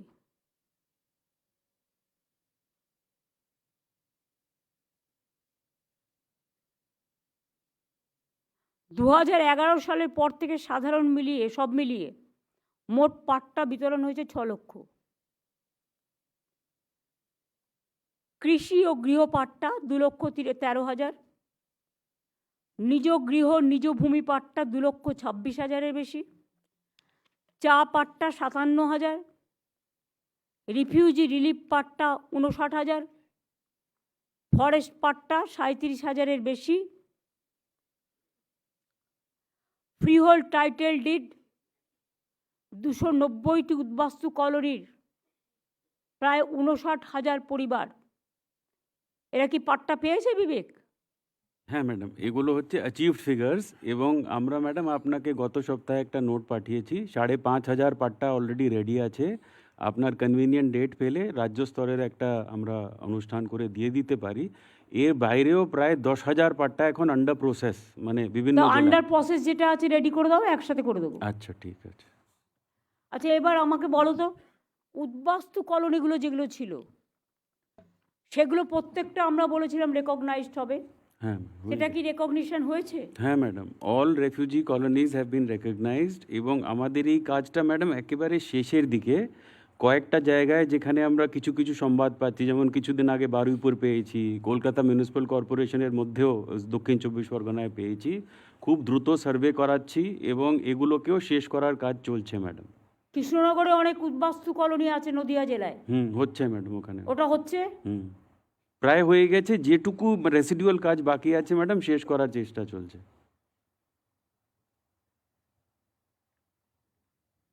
দেখে নাও। আর চা পাট্টা?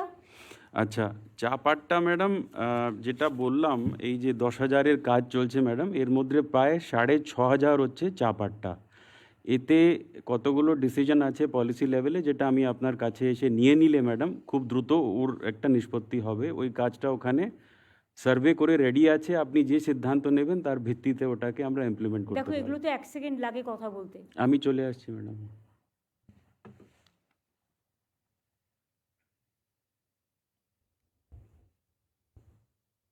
এবার আর ল্যান্ডে আর একটা কথা বলবো, তুমি তো একটা ভালো কাজ করেছিলে, অনেক বিএলআরওকে একসাথে র্যান্ডাম চেঞ্জ করে দিয়েছিলে। এখনও কই একটা সার্ভিলেন্স চলছে যে কারা কারা এখনও ইল্লিগাল জমি মিউটেশন করছে? যে করবে সে রিটায়ার করে গেলেও কিন্তু আমি ছাড়বো না। ম্যাডাম খুব স্ট্রং মেসেজ গিয়েছে আমাদের ওই প্রায় 750 জনকে ম্যাডাম দুটো আমরা ক্ষেপে ট্রান্সফার করেছি। আর ট্রান্সফারের বাদেও একেবারে চিহ্নিত করে কয়েকজনের যেটা বলে মানে এনফোর্সমেন্ট অ্যাকশন আর কি, মানে একজনকে তো কম্পালসারি রিটায়ারমেন্টেরও আপনার অনুমোদনের জন্য আমরা মানে অনুমোদন পেয়ে গেছি। মানে 3 বার ম্যাডাম ওর বিরুদ্ধে ডিপি হয়েছে এবং বারবার করে সে কিন্তু ভুল করেই যাচ্ছে আর কি। ভুল করছে না, ইচ্ছা করে টাকা কামাচ্ছে। তাদের বিরুদ্ধে এফআইআর কেন হবে না? হয়েছে তাদের অ্যারেস্ট করাও, ম্যাডাম ম্যাডাম অ্যারেস্ট করে পুলিশ অ্যাকশন নিক, তবে তো হবে। সেটা হচ্ছে ম্যাডাম, এবং আমরা প্রায় 50 জনের এমন ডিপির একটা তালিকা তৈরি করেছি, সেটাও খুব দ্রুত যাতে ডিপি শেষ করে দিয়ে তাদের পানিশমেন্ট দিয়ে দেওয়া যায় সে কাজটাও চলছে। আপনার মেসেজটা খুব স্ট্রংলি গিয়েছে যে এইসব মানে কন্ট্রোলে আনতে হবে, চলবে না আর কি। ইল্লিগাল জমি আর যদি কেউ দিয়েছে, আর একটা বলি স্যান্ড পলিসি, মাইনিং পলিসি, কোল পলিসি, আর জয়গাঁওতে তোমরা জানো যে অনেক ডলোমাইটও আছে, যেটা পড়ে আমাদের জয়ন্তী নদীটা বন্ধ হয়ে যায়। সেখানে যদি আমি অফিসিয়ালি টেন্ডার করি, তাহলে লিগাল টেন্ডার করে দিই, তাহলে তো অনেক টাকা আসে গভর্নমেন্টের, এবং জায়গাটাও লিগাল হয়ে যায়, অনেক লোক কাজও পায়। ঠিক সেমভাবে মাছের ভেড়ি, প্রচুর মাছের ভেড়ি আছে, সেই মাছের ভেড়িগুলো কেউ কেউ করে খাচ্ছে। আমি 1 বছর ধরে বলছি এটা। মাছের ভেড়িগুলো, অনেকগুলো ফিশারিজ ডিপার্টমেন্টেরও ভেড়ি আছে, সেই ভেড়িগুলো একত্রিতভাবে ল্যান্ড ডিপার্টমেন্ট একটা পলিসি করবে এবং করে অফিসিয়ালি টেন্ডার করে লিগালি অর্ডার দেবে যে কে চালাবে আর কে চালাবে না, এবং তার জন্য গভর্নমেন্টের কাছে টাকা আসবে। ম্যাডাম মাছের ভেড়ির ক্ষেত্রে বলি, আপনি একটা কমিটি অফ মিনিস্টার্স তৈরি করে দিয়েছিলেন, তো আমরা বিগত মানে 15 দিন আগেই একটা বড় মিটিং করেছি। সেখানে সমস্ত সিদ্ধান্ত আপনি যেগুলি বলেছেন যে একটা সেন্ট্রাল পোর্টাল তৈরি হবে, ফিশারিজ ডিপার্টমেন্ট তৈরি করবে, যেহেতু ফিশারিজ সম্পর্কে জ্ঞান তাদের সবচেয়ে বেশি, আর জেলা স্তরে এই কমিটি এই সেন্ট্রাল পোর্টালের মাধ্যমে সমস্ত নিলাম ইত্যাদি করবে, যাতে সমস্ত তথ্য ইত্যাদি ট্রান্সপারেন্টলি একটা জায়গা থেকে আমরা পর্যবেক্ষণ করতে পারি। সেটা হচ্ছে ফিশারিজের ক্ষেত্রে। আর এর আগে যে আপনি কথা বললেন অ্যাবাউট ল্যান্ড ইত্যাদি ম্যাডাম, ওটাও বলছি যে সেখানেও আমাদের নজর খুব স্ট্রং রয়েছে, এবং যে যে জায়গাতে আমরা মনে করি রেভিনিউ আমাদের লস হতে পারে, লিক হতে পারে, আপনি স্পেসিফিক জিজ্ঞাসা করলেন ওই নদী কাটা মাটি ইত্যাদি। বন্দনা ম্যাডামের সঙ্গে আমার মিটিং হয়েছে ম্যাডাম লাস্ট উইক, এবং আমরা ওদের সঙ্গে তথ্য বিনিময় করেছি যে আমি কোন কোন খাতে কী টাকা পাই, ল্যান্ড রেভিনিউ যেটা আমরা বলি, এবং তারা বিগত 2 বছরে এই যে কর্পোরেশন ম্যাডাম পুরো 5 হেক্টরের উপর যে সমস্ত এই নিলাম করার যে দায়িত্বটা পেল, এই পুরো ডেটা ম্যাডাম ম্যাচ হয়ে গিয়েছে, এবং আমরা চিফ সেক্রেটারিকেও জানিয়েছি আমরা কোন কোন জায়গায় এখন প্লাগ করতে চাইছি। 2-3টে জিনিস মানে বেরিয়ে এসছে। যেমন বলি, ধরুন ম্যাডাম কর্পোরেশন টেন্ডার ডেকে দিয়েছে, খুব সায়েন্টিফিক্যালি কাজ হচ্ছে সবার তদারকিতে ইত্যাদি, কিন্তু মাঝে যে 4-5 মাসখানা প্রায় নদী কাটা বন্ধ করে দিই প্রাকৃতিক কারণের জন্য, তখন ওই সিলভার স্ট্যান্ডটাকে স্ট্যাক করা হয়। ওই স্ট্যাক থেকে এখনও কিছু কিছু লিকেজের ঘটনা ঘটছে, এবং ডিএলএলআরও আমাদের জানিয়েছেন। বীরভূমে বেশি হচ্ছে। হ্যাঁ, 3-4টে জেলা আছে ম্যাডাম, বীরভূম ওর মধ্যে পড়ে। এটা কিভাবে প্লাগ করা যায় প্রযুক্তিকে ইউজ করে, কি কিউআর কোড, কি স্যাটেলাইট ম্যাপিং ইত্যাদি, এটা এই বন্দনার সঙ্গে ম্যাডাম ডিটেল আলোচনা হয়েছে। বিভু গোয়েলও তাতে পার্টিসিপেট করছে। আমরা একটা ব্লুপ্রিন্ট বানিয়ে চিফ সেক্রেটারিকে দেব যে এই পয়েন্টে আমাদের ল্যান্ড রেভিনিউ আরো বাড়বে। রেশমি নেই আজকের মিটিংয়ে? এই রশ্মি, তুমি বিবেকের সাথে বসছো না কেন এটা নিয়ে? হ্যাঁ ম্যাম, আমরা আলোচনা করেছি, এবং আমরা এই যে ক্লিয়ারেন্সেসগুলো সব এক্সপেডিট করছি, গান্ধীও জানে, আমরা সব এক্সপেডিট করে যত তাড়াতাড়ি সম্ভব এগুলো দেখো স্ট্রিমলাইন করে পেরিয়ে দিচ্ছি। যাচ্ছে। আমাদের এখানে ফেস্টিভ্যাল এত বেশি, বাই ইলেকশন আসলেই বলবে 30 জন অফিসার পাঠাও, অন্য স্টেটে ইলেকশন হলেই বলবে 40 জন পাঠাও, তারপরে নিজেদের স্টেটে ইলেকশন আছে, MLA election, MP election, by election, এই করতে করতেই আমাদের অর্ধেক দিন হয়ে যায়, কাজ করার সময় থাকে আমাদের হাতে খুব কম। পলিসি যখন ঠিক হয়ে গেছে তখন তোমরা দুজনে মিলে বসে, তুমি আর বিবেক বসে কেন এটাকে সেটেল করছো না? হ্যাঁ ম্যাম। আমার মনে হয় বিবেক, তুমি নন্দিনী রেশমিকে ডেকে নাও, সিএসও থাকবে সাথে, থেকে এটাকে ইমিডিয়েট সেটেল করো। ঠিক ম্যাডাম। আর জয়ন্তীটা আমি বললাম তার কারণ আমি অনেক দিন আগে গেছিলাম, দেখে এসেছি, সেই জন্য আমি বললাম ওখানকার মানুষগুলো কাজ পেতে পারে। যদি পারমিশন দিলে একটা কথা বলবো। হ্যাঁ, ওই যে গভর্নমেন্টের রেভিনিউ ল্যাস হচ্ছে গ্রাম বাংলায়, কোনোটা 20 একর 15 একর সব সরকারি বিল আছে, খাল আছে, কে বা কারা বিএলআরওর অনুমতি ছাড়াই কোনো রেভিনিউ আদায় হচ্ছে না, গভর্নমেন্টের বিরাট রেভিনিউ লস হচ্ছে, তারা কেউ দখল করছে। আর বিএলআর কাছে গেলে বললাম যে আপনি ফ্লেক্স টাঙিয়ে দিন, যেটা সরকারি বিল, সরকারি নয়নজলি, সরকারি ডোবা কি সরকারি খাল, এ দিয়ে সরকারের বহু আয় লস হচ্ছে। এটা যদি দয়া করে একবার দেখেন আমার ভালো হয়। বর্ধমানের ডিএম কে আছেন?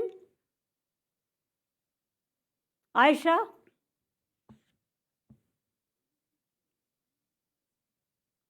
আমরা অলরেডি এগুলো সার্ভেতে দিয়েছি ম্যাডাম, আমরা শীঘ্রই সার্ভে করতে টেন্ডারে খাল, যাচ্ছি ম্যাম। বিল, পুকুর, বালি, স্যান্ড, মাটি, খাল বিল বোঝো তো? হ্যাঁ ম্যাম। গেছিল। ভালো করে ফিল্ড সার্ভে করে ধরে নাও, এবং গভর্নমেন্টের টাকা গভর্নমেন্ট পাবে। বিএলআরও যদি নেগলিজেন্স করে লিস্ট আমাদের পাঠাবে, আমরা চেঞ্জ করে দেবো। হ্যাঁ ম্যাম। বিএলআরও কাজটা তো বিএলআরওকে করতে হবে। হ্যাঁ ম্যাম। গভর্নমেন্ট রেভিনিউ যাতে লস না হয় সেটা নজর রাখবে। হ্যাঁ ম্যাম। আমি বীরভূমের ডিএমকে ডাকছি, বিধান। Good afternoon madam. ম্যাডাম নমস্কার ম্যাডাম। তোমার ওখানে যে গতিতে কাজ তুমি শুরু করেছিলে, রাইট ম্যাম। হঠাৎ এমন কি হলো যে বালি সবচেয়ে বেশি পাচার ওখানে হচ্ছে? এমনকি দেউচা পাঁচমিতেও কেউ কেউ কি করছে তোমাকে আর বলছি না, তুমি জানো, আমিও জানি, সিএমও জানে সবটা, এই সিএসও জানে সবটা। কার ইঙ্গিতে, কার অর্ডারে এসব হচ্ছে? বীরভূম নিয়ে আমরা আগে যতটা খুশি ছিলাম, এখন কিন্তু আমরা ততটা খুশি নই। যেখানে লিকেজ হচ্ছে, আমি তোমার সময় দিচ্ছি, 7 দিনের মধ্যে এগুলোকে রিকভারি করো। যখন তোমরা 5 মিনিট 5 মিনিট জমি নিলে, খাপছাড়া কেন নিয়েছো? কেন কন্টিগুইটিটা দেখে নাওনি? উৎপাদনের আগে মনে রাখতে হবে contiguity is a main factor. আর ওখানে যেন যারা বঞ্চিত হয়েছে বিকজ একটা গ্রাম থেকে নিয়েছো, একটা গ্রাম থেকে নাওনি, বাদ পড়েছে, তারা ভাবছে তাহলে আমরা পাবো না। কন্টিগুইটি মেনটেন করো, এবং যে কমিটি তোমাদের প্রথম থেকে হেল্প করতো তাদের নিয়ে সিএস যেভাবে বলবে সেইভাবে কাজটা করো। এটা কোনো নেতার কথায় কাজ হবে না, আমার কথাতেও হবে না। গভর্নমেন্ট রেভিনিউ কেউ নিয়ে চলে যাবে, আর তোমরা আঙুল গুটিয়ে বসে থাকবে, এটা আমি কিন্তু টলারেট করব না। বীরভূমে কিন্তু আমাদের নেতাদের কথা এটা হচ্ছে না। সরি, আমি বলতে বাধ্য হচ্ছি, ওখান থেকে সমস্ত বিজেপি ফান্ডে টাকা যাচ্ছে। আমি চাই না কোনো পলিটিক্যাল ফান্ডে যাক, তৃণমূলেরও যাওয়ার দরকার নেই, বিজেপিরও যাওয়ার দরকার নেই, সিপিএমেরও যাওয়ার দরকার নেই। মানুষের কাজ মানুষ পাবে। তুমি সেখানে তোমার দায়িত্ব অস্বীকার করতে পারো না। You are the district magistrate of the district and your SP. কিছু আইসিও যা ইচ্ছে তাই করে বেড়াচ্ছে। কী করছে দুবরাজপুরের আইসি, সিউড়ির আইসি, মোহাম্মদ বাজারের আইসি? তোমরা কি ভাবো যে আমার নলেজে কিছু নেই? আমি এখান থেকে বসে সব খবর রাখি। কাজে আমার হাত থেকে মানুষের জন্য কাজ না করলে আমি কিন্তু তাকে রেয়াত করি না। ভালো করে দেখে নাও, আমি তোমার 7 দিন টাইম দিলাম। কালকে মনোজ সিএসকে পাঠাচ্ছি আমি। এবার আমি হেলথ ডিপার্টমেন্টকে ডাকবো। Madam yes madam. চন্দ্রিমা, বলো তো হেলথের ব্যাপারে তোমার কি অভিমত? দিদি, এমনি তো হেলথ ডিপার্টমেন্টে আপনার যা যা আপনি নির্দেশ দেন সেগুলো ইনফ্রাস্ট্রাকচার লেভেলে সেগুলো খুব ভালোই সেটাকে ইমপ্লিমেন্ট করতে করে, কিন্তু ইন্টারনালি যেখানে সব বসে আছে যারা তারা সবসময় যে সব কাজ সঠিকভাবে করে, তারা মানে নিচের স্তর থেকে নিয়ে বলছি আমি, সেটাকে আরও একটু কন্ট্রোলের মধ্যে রাখা। আর মেডিকেল সার্ভিস কর্পোরেশন, সেখানেও কিন্তু আরও তারাই তো বেশিরভাগ এইগুলো করে, মানে যেগুলো আপনি ইনফ্রাস্ট্রাকচারাল যেগুলো করে সেটাকেও আরও স্ট্রং করা। আমি তাতে আমি আছি। তুমি তোমার পছন্দ মতো লোক নাও যারা তোমায় হেল্প করবে, এটা অফিসার নাও।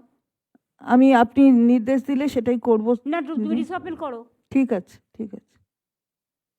মেডিকেলের রেফারেল এখনো কেন হচ্ছে? ম্যাডাম মেডিকেলে আগে 7% মতো রেফারেল ছিল, এখন অনেক কমে 3%-এর কাছে। 3% কেন হবে? ম্যাডাম আমরা 3% যারা করছে তাদের বলো বাড়িতে ঘুমোতে। Yes madam. বলো কাজ করতে হবে না, ঘুমোন আপনি। Yes madam. পারফরমেন্স রিভিউ করো। Yes madam. সেন্ট্রাল গভর্নমেন্ট 47 জনকে তাড়িয়ে দিয়েছে, দেখেছো তো? Yes, আমরা madam. কাউকে তাড়াই না বলে এটা নয় যে আমরা নজর রাখছি না। ম্যাডাম আপনি ডিটেল আমরা কিন্তু ভুয়ো চিকিৎসা করেছে যারা ইয়েস ম্যাডাম। স্বাস্থ্য সাথীতে, ইয়েস ম্যাডাম। কি অ্যাকশন নিয়েছো? ম্যাডাম অলরেডি একজন তো আমি শুনেছি একটা অপারেশন 3টে হসপিটাল দেখিয়েছে। ইয়েস ম্যাডাম আমরা অলরেডি শোকজ করে ডিসিপ্লিনারি প্রসিডিংসগুলো করা হচ্ছে কয়েকটা লোকের না, কিন্তু। এগুলো নামগুলো তো আমাদের জানাবে, let the people should know. Yes madam. 3টে কেস দেখিয়েছে, একটা অ্যাপেন্ডিক্স অপারেশন করেছে 3 জায়গায়, একই সময়ে, একই নামে, একই দিনে। ইয়েস ম্যাডাম আমরা কয়েকটা কেসগুলো ধরেছি, কয়েকটা নার্সিং হোম বন্ধ হয়েছে, কয়েকটা ডক্টরদের এগেনস্টে ম্যাডাম অ্যাকশন হয়েছে, আমি ডিটেল লিস্টটা পাঠাচ্ছি ম্যাডাম।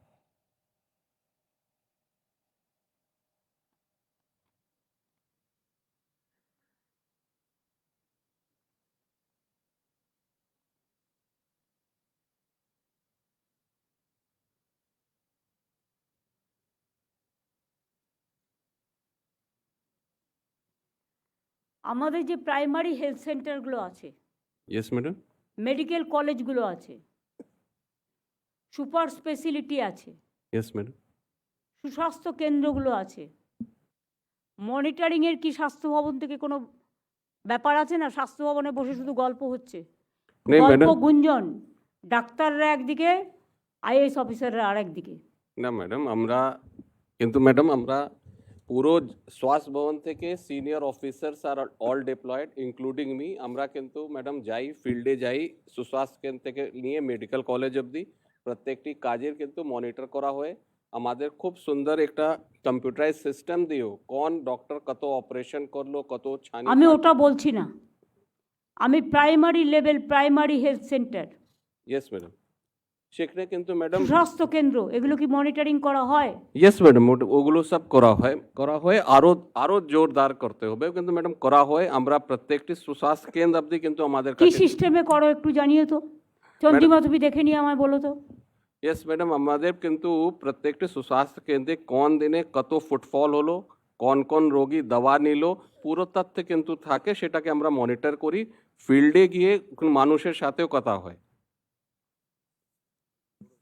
প্রায় ম্যাডাম সুস্বাস্থ্য কেন্দ্রগুলোতে প্রত্যেক সুস্বাস্থ্য কেন্দ্র মোটামুটি আমি একটা তথ্য দিতে পারি, অন অ্যান অ্যাভারেজ সুস্বাস্থ্য কেন্দ্র যেটা আমাদের প্রায় 13,000-এর বেশি আছে, সেখানে আমাদের অ্যাভারেজ মান্থলি ওপিডি ফুটফল মতলব ওই সব থেকে ছোটো জায়গাতেও কিন্তু 881 জন অন অ্যান অ্যাভারেজ এখন যায়। ও তার মধ্যে 750-এর কাছাকাছি পেশেন্ট কিন্তু ডায়াবেটিস, হাইপারটেনশন, ফিভার এই দাওয়াগুলো পায়। কেন ওখানে স্বাস্থ্য ইঙ্গিত যেটা ম্যাডাম আপনি টেলিমেডিসিন সার্ভিস চালু করেছেন সেটাও থাকে। ডেইলি প্রায় ম্যাডাম 85,000-এর কাছাকাছি মানুষ শুধু টেলিমেডিসিন থেকে পরিষেবা এখন পাচ্ছে। এটা ভারতবর্ষে সন্দেশখালীতে যেটা বলে এসছি সেটা প্রসেস করছো তো ম্যাডাম? সন্দেশখালিতে যেটা বলে এসছি, ইয়েস ম্যাডাম, ওটা 30 বেড থেকে 60 বেড করা অলরেডি আমরা প্রসেসগুলো আরম্ভ হয়েছে। ওখানে একটা 60 bedded hospital along with the caesarean section করে হসপিটাল যে করাবে সেটা করা হচ্ছে ম্যাডাম। অপারেশন থিয়েটার সহ। অপারেশন থিয়েটার সাথে ওখানে আমাদের সিজেরিয়ান সেকশন মানে এই যেটা কমপ্লিকেটেড ডেলিভারি, যেহেতু দ্বীপ এলাকা অনেক দূর আসতে বসিরহাটে আসতে হয়, সেটা প্রবলেম হয়, সেজন্য ওখানেই করা হবে ম্যাডাম। কয়েকটা দ্বীপ এলাকার ওটা খুব উপকৃত। বসিরহাট সাব ডিভিশন আছে না? বসিরহাটে বসিরহাট সাব ডিভিশন যেটা আমি তোমায় বলি, নর্থ 24 পরগনা, সাউথ 24 পরগনা জেলাটা খুব বড়। সাউথ 24 পরগনা যদিও তোমায় বলতে পারি জলের দিকে আছে পাথর প্রতিমা, তোমার নাম বকখালি ওদিকটা নামখানা কিছুটা, কিন্তু উত্তর 24 পরগনার সন্দেশখালি, হিঙ্গলগঞ্জ এগুলো টোটালটাই জল পেরিয়ে আসতে হয়, মানে জিওগ্রাফিক্যালি। বসিরহাটের একটা সাব ডিভিশন যদি সন্দেশখালি হিঙ্গলগঞ্জের মাঝখানে করে দেওয়া যায় একটা ভালো জায়গা দেখে, কথা বলো, ডিএম এবং দুজন এমএলএ আছে, লেট দেম টক, কথা বলে সিদ্ধান্ত নিয়ে যদি একটা সাব ডিভিশন করে দিতে পারো। সাব ডিভিশনের মানে যেহেতু সাব ডিভিশন আছে, বসিরহাট সাব ডিভিশন আছে, কিন্তু ওটা আর একটা কো সাব ডিভিশন টাইপের করে দিতে পারো, তাহলে ওদের কিন্তু বসিরহাটে আসতে অনেক খরচা হয়, অনেক কষ্টও হয়, এটা ওদের পক্ষে অনেক সুবিধে হতে পারে। তাতে ওরা ওদের যে পরিচয়পত্র থেকে শুরু করে, ওদের যে ইনস্টিটিউশন ডেলিভারি থেকে শুরু করে, ওদের যে ডক্টর ফেসিলিটিস থেকে শুরু করে, অ্যাডমিনিস্ট্রেটিভ ফেসিলিটিস থেকে শুরু করে, পড়াশোনার ফেসিলিটিস থেকে শুরু করে, এগুলো সব কিন্তু ওরা পেতে পারে। আর একটা তুমি দেখে নাও পাঠানখালির ওদিকটা, যেটা হচ্ছে তোমার পাথর প্রতিমা আর এর মাঝখানে পড়বে, পাথর প্রতিমা গোসাবা, এই দুটোকে কেন্দ্র করে same method should be applied to their also, কারণ ওদেরও জল পেরিয়ে আসতে অনেক দূরে দূরে জায়গা।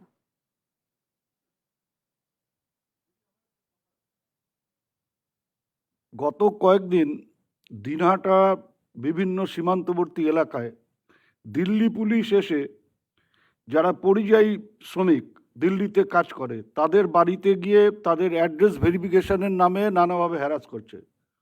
এমন কোনো কথা শুনিনি যে লোকাল পুলিশ তাদের সাথে থাকছে, তারা ডাইরেক্ট সেখানে গিয়ে এটা করছে এবং তার ফলে একটি পলিটিক্যাল পার্টির লোকেরা তারা পরবর্তী সময়ে সেই লোকগুলোর কাছে গিয়ে বলছে যে হয় আমাদের সাথে থাকো, না হলে পরে এরপরে তোমাদের অনেক বিপদের মুখে পড়তে হবে। পুলিশ কি করছে? কুচবিহার ডিএম, কুচবিহার ডিস্ট্রিক্টে রাখো, কুচবিহার ডিএমএসপি অরবিন্দ। ম্যাম নমস্কার ম্যাডাম। কি শুনছি দিনাটায় দিল্লির পুলিশ গিয়ে পরিযায়ী শ্রমিকদের বাড়ি রেড করছে, তারপরে ম্যাম এটা আমরা খবর পেয়েছি ম্যাম, এটা যারা ওখানে কাজ করে ওদের ভেরিফিকেশনের জন্য আসছে ম্যাম। লোকাল ওরা কে ভেরিফিকেশন করার? আমার স্টেটে কে থাকে তার ভেরিফিকেশন আমরা করব, ওরা কে? Why police allowed them? এবং আমাদের কাছে কোনো ইনফরমেশন পাঠায়নি। What is the role of the SP? বলো কি রাজীব কুমার, তুমি জানতে এটা? তোমাকেও জানায়নি, বলো। ম্যাম আমরা ইয়ে করছি স্যার, ওদেরকে যে ভেরিফিকেশন রোলগুলো রয়েছে আমরা তোমাদের একটা কথা বলি, সিস্টেমটা আগে জানো। কোনো আউটসাইডার পুলিশ আসতে গেলে লোকাল পুলিশের পারমিশন নিতে হয় এবং লোকাল পুলিশকে থাকতে হয়, সেটাও চুরি ডাকাতির কেসে। এখানে কোন পরিযায়ী শ্রমিক আছে তার ভেরিফিকেশন দিল্লি পুলিশ করতে পারে না। It is not to be done, it is not allowed. আমি অল ডিস্ট্রিক্টকে বলছি, please take care, it is not allowed. তোমার কর্তব্য ছিল তোমার ডিজিকে জানানোর, তুমি সেটা কেন জানাওনি? যদি কোনো চোর ধরতে আসে বা ডাকাত ধরতে আসে, সেখানেও পারমিশন নেবে প্রথমে স্টেট পুলিশের থেকে, স্টেট পারমিশন দেবে লোকাল পুলিশকে, তারপরে লোকাল পুলিশ সাথে থেকে অপারেশনটা করবে। এটা মাথায় রেখো, দিস ইজ দ্য সিস্টেম। তোমরা বিএসএফকে খিচুড়ি খাওয়াচ্ছ তো দিল্লি পুলিশকে বিরিয়ানি খাওয়াচ্ছ আর রাজ্যটাকে রসাতলে পাঠাচ্ছ। এটা হবে না, এটা হতে পারে না। রাজীব কুমারকে বলবো টু টেক কেয়ার, অ্যান্ড সিএসকেও। যা ইচ্ছে হয়েছে কী করছে তোমার ডিআইবি? কে ডিআইবি ওখানে? আইবি কে দেখে? কে দেখে আইবি? এসপি নিজে আইবি দেখে? এসপি নিজেই তো চুপচাপ বসে আছে। এরম করলে এসপি হওয়া যায় না। পুলিশকে গটগট করে চলতে হবে, বন্দুক চালিয়ে নয়। কাজ জানতে হবে, লটা জানতে হবে, সাবজেক্টটা জানতে হবে, তবে তাকে এসপি করে পাঠাবে, তার আগে এসপি করে পাঠাবে না।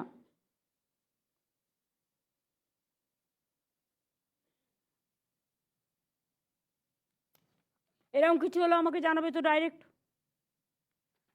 ডিএমকে একটা ইনফরমেশন দেবে, এসপিকে একটা ইনফরমেশন দেবে, দিয়ে আমায় জানাবে।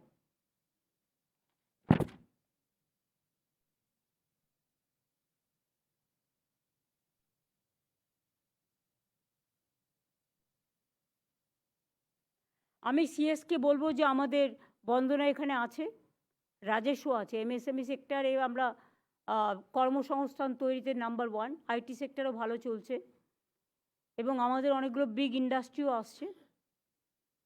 সেগুলো একটা মনিটরিং করে দেখে আমাদের এমএসএমই সেক্টরেই এখন প্রায় 1,30,00,000 লোক কাজ করছে। ট্যুরিজমেও অনেকে কাজ পাচ্ছেন, কিন্তু প্রবলেম হচ্ছে কোন ডিপার্টমেন্ট কাকে দিয়ে কাজ করাচ্ছেন বা নতুন করে কর্মসৃষ্টি করছেন সেটা কিন্তু আমাদের জানাচ্ছেন না, ফলে আমরা জানতে পারছি না। এছাড়াও দেউচা পাঁচমি, তুমি তো যাচ্ছ কালকে, শেল গ্যাসটা প্রসেসে আছে, ঠিক আছে। অশোকনগরের তেলটাও তো আমরা ক্লিয়ার করেছি জায়গা মনে হয়, হ্যাঁ, শুধু একটা কন্ডিশন দিয়েছি, প্রসেসে আছে। রঘুনাথপুরে জঙ্গল সুন্দরী কর্মনগরী, এটা অলরেডি আমাদের ক্লিয়ারেন্স আছে, 72,000 কোটি টাকার প্রকল্প, হাজার হাজার ছেলেমেয়ের, লক্ষাধিক ছেলেমেয়ের কাজ হবে। এটা কোন পর্যায়ে আছে দেখে নিতে হবে বিজিবিএসের আগে। সিলিকন ভ্যালি তো ঠিকই আছে, কোনো অসুবিধে নেই, ওখানে যাতে মানুষের কোনো অসুবিধে না হয়। আমি রাজীব কুমারকে বলেছি ভাঙড়ের বর্ডারে একটা পোস্টে করে দিতে। আর তাজপুরে সমুদ্র বন্দরটা দেখো, যদি না হয়ে থাকে তাহলে দরকার হলে আমাদের গ্লোবাল টেন্ডার করতে হবে, লিগাল ওপিনিয়ন নিয়ে নাও। আর তাছাড়াও আমাদের অমৃতসর ডানকুনি পণ্য করিডর, এবং আমরা যেটা 6টা ইকোনমি করিডর করব বলেছিলাম, সেগুলো কোন পর্যায়ে আছে? এটা ইন্ডাস্ট্রির একদিন মিটিং ডেকে এবং ইন্ডাস্ট্রিয়াল হেড যারা আছে তাদের চেম্বার্সগুলোকে ডেকে, সব চেম্বার্সকে সবাইকে ডাকার দরকার নেই, 2-3 জন করে ডাকলেই হবে, যারা পজিটিভ, যারা গিয়ে জিনিসটা ক্যান্সেল করবে না, জিনিসটাকে প্রোটেকশন দেবে, বা যারা আমাদের বিভিন্ন ইন্ডাস্ট্রি ডিপার্টমেন্টের হেড আছে তাদের। আমার চোখের সামনে এখন আছে গঙ্গাসাগর মেলা, গঙ্গাসাগরটাকে সকলকেই ভালোভাবে করতে হবে। অত্রি তুমিও কিন্তু সেই সময় ওখানেই থাকবে পুরো, এবং আরও 2-1 জন প্রিন্সিপাল সেক্রেটারিকে সিএস ঠিক করে দিই। পুলিশের টিম তো আমি ঠিক করে দিয়েছি অলরেডি, মিনিস্টারদের টিমও ঠিক করে দিয়েছি। গঙ্গাসাগর মেলা কলকাতাটা কলকাতা পুলিশ দেখে নেবে, সেখানেও কাউকে পোস্টিং দেবে। ফায়ার ব্রিগেডেও যাতে কোনো প্রবলেম না হয়, সুজিত ওদিকটা থাকলেও ফায়ার ব্রিগেডের কেউ একজন এখানে সঞ্জয় দেখে নেবে ভালো করে ফায়ার ব্রিগেডের দিকটা। জগমোহনও আছে, ফায়ার ব্রিগেডেই আছে। জগমোহন কোথায় আছে এখন? ম্যাম সিভিল ডিফেন্স, সিভিল ডিফেন্সে আছে। আর ফরেস্টটাও ভালো করে দেখে নিতে হবে, হাতির পাল বাড়ছে আর বাইরে বেরিয়ে যাচ্ছে। মনোজ আগরওয়াল, ফরেস্টটাকে টেক কেয়ার করতে হবে ভালো করে। হাতির পাল বাড়ছে যেখানে, গ্রামে ঢুকে যাচ্ছে, সেখানে আমরা একটা খালের মতো করে দিতে পারি তো। হ্যাঁ ম্যাডাম, আমরা ম্যাডাম চিহ্নিত করেছি 7টা করিডোর। বলবার দরকার নেই, হ্যাঁ ম্যাম, তুমি সিএস এর সাথে একটু বসে নিও, প্ল্যানিং করা আছে।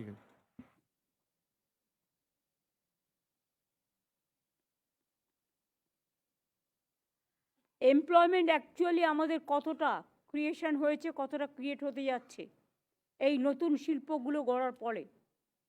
তাছাড়াও শালবনীতে আমাদের একটা কেস মনে হয় কোর্টে পড়ে আছে, সেটা নিয়ে বিবেক তুমি আমার কাছে আজকে একবার আসবে, একটু কথা বলে নেব। তাছাড়াও আমাদের শেল গ্যাসের কেসটা মনে হয় ক্লিয়ার আছে। আর ইকোনমিক করিডোরগুলো নিয়ে দেখতে হবে।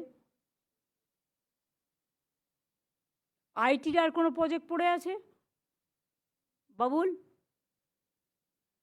আইটির আর কোনো প্রজেক্ট পড়ে আছে নিউ? না দিদি, মোটামুটি যেগুলো যেগুলো ছিল সব কটার ফলো আপ হচ্ছে। একটা খালি একটা 50-এর জায়গা রয়েছে যেটা কাজ এখনো শুরু হয়নি, সেটা আমরা কথা বলছি রিলায়েন্সের।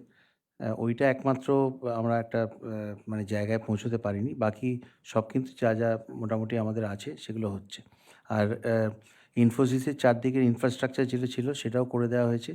উইপ্রো আর টিসিএসও ভিজিট করে ওরা যা যা নতুন নতুন চাইছে সেগুলো করে দেওয়া হচ্ছে in coordination with KMC. CAB একটা জায়গা নিয়েছিল খেলনগরীতে, যেটা হচ্ছে ডুমুরজলায়। ডুমুরজলায় তো এমনিতে আমি অ্যাস্ট্রো ট্যাপ দেখে এসেছি, আমি ভালোভাবে মাঠগুলো তৈরি হয়েছে জায়গাগুলো। সিএবি জায়গাটা চাইছে একটা স্টেডিয়াম করার জন্য, ওদের জন্য তো জায়গাটা রাখা হয়েছে। এটা কি হিটকোর আন্ডারে আছে দ্বিবেদী? হ্যাঁ, ওটা ওই ইটকো ছিল, ওখান থেকে ওরা এখন ওই হাওড়া মিউনিসিপ্যাল কর্পোরেশনকে দিয়ে দিয়েছে। কেন দিয়েছো ডুমুরজলাটা? হাওড়া মিউনিসিপ্যাল কর্পোরেশনকে দিয়েছো? হ্যাঁ, তার একটা কারণ, ওখানে একটা জয়েন্ট মিটিং হয়েছিল। না না ওখানে না না না না না না না না, ডুমুরজলাটা তোমাদের আন্ডারে নিয়ে নাও। ওরা পারবে না, কারণ ওখানে খেলনগরী, ওখানে নানা রকম খেলাধুলা হবে। সিএবি স্টেডিয়াম হলে ওখানেও পুলিশ প্রোটেকশন থেকে শুরু করে সব কিছু। ওটা হাওড়া এক পাশে, ডুমুরজলার একদম নবান্নর পাশে হবে না, ওটা হিটকোর কাছেই রেখে দাও। It should be transfer to হিটকো। সিএস ক্যাবিনেট মিটিংয়ে করে নাও এটা। ম্যাডাম আপনার পারমিশন পেলে একটা জিনিস, মিনিস্ট্রি অ্যাজ এ মানে হিটকোর ব্যাপার, ওই খেলনগরীর ব্যাপারে স্পোর্টস মিনিস্টারকে মাঝে মাঝেই কনসাল্ট করে নেবে। দিদি একটা কথা বলবো পারমিশন দিলে? বলো। বা আমাদের জিসিসি পলিসিটা হয়ে যাওয়াটা খুব দরকার। ওটা সব রেডি আছে ফাইলগুলো, রাজীবজিও খুব অ্যাগ্রেসিভলি ওটা দেখছেন। ওইটা ওটা হয়ে আমরা গেলে, দেখছি। হ্যাঁ, ওইটার সেমিকন্ডাক্টর পলিসি, এই দুটো আমাদের খুব না না, ও ইম্পর্টেন্ট। দুটো তো হবেই। খুব তাড়াতাড়ি ওটা হয়ে গেলে খুব ওটা ভালো হয়। Already it is on process, হয়ে যাবে খুব ঠিক আছে, তাড়াতাড়ি। ঠিক আছে, থ্যাংক ইউ।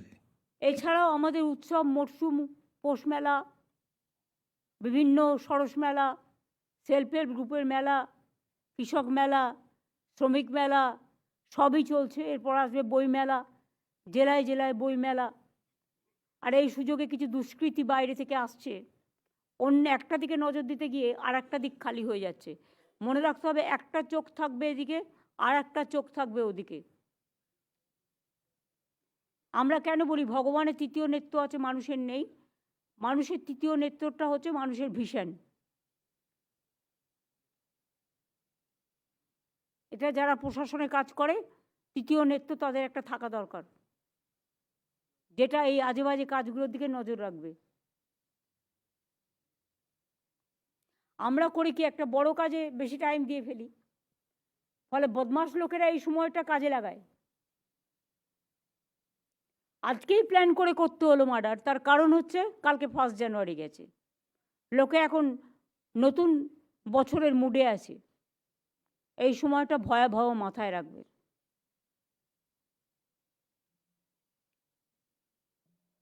তেইশে জানুয়ারি আছে আমাদের, 12ই জানুয়ারি স্বামী বিবেকানন্দের যে জন্মদিবস সব জায়গায় পালিত হবে।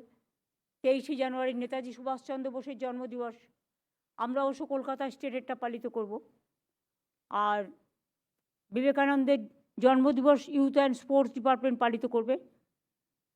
আর 26শে জানুয়ারি তো হয় প্রজাতন্ত্র দিবস, 30শে জানুয়ারি গান্ধীজির তিরোধান দিবস, তাছাড়াও 5th এবং 6th ফেব্রুয়ারি হচ্ছে আমাদের বিজিবিএস। এই পর্যন্ত এখন বলে রাখলাম, প্রত্যেকটাই ইম্পর্টেন্ট, সব দিকটাই নজর দিতে হবে। এবং কতগুলো পাওয়ার সেক্টরও আসছে, শান্তনুকে এটা দেখে রাখতে হবে, কারণ অনেক লোক বসে আছে তো খাবার জন্য, ভাত খাওয়ার জন্য নয়।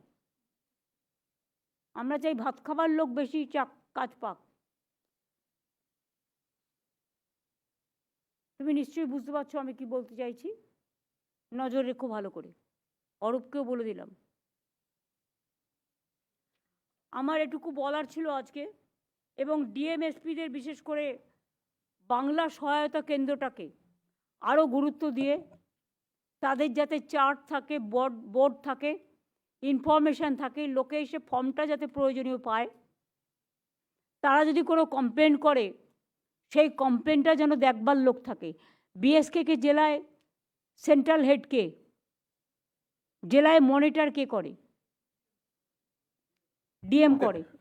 বিএসকেগুলোকে ডিএমদের মনিটর করতে হবে মাসে একবার, কটা কমপ্লেন পড়ে আছে আর কতগুলো কাজ হয়েছে, আর পুরো প্রত্যেকটা পরিষেবা লোকে এসে পাচ্ছে কি পাচ্ছে না। দরকার হলে বিএসকে কেন্দ্রগুলোতে আমরা সিসিটিভি লাগিয়ে দিতে পারি, তাতে ওরাও কাজের প্রোটেকশনটা পায় আর আমাদের কাছেও রেকর্ড থাকে।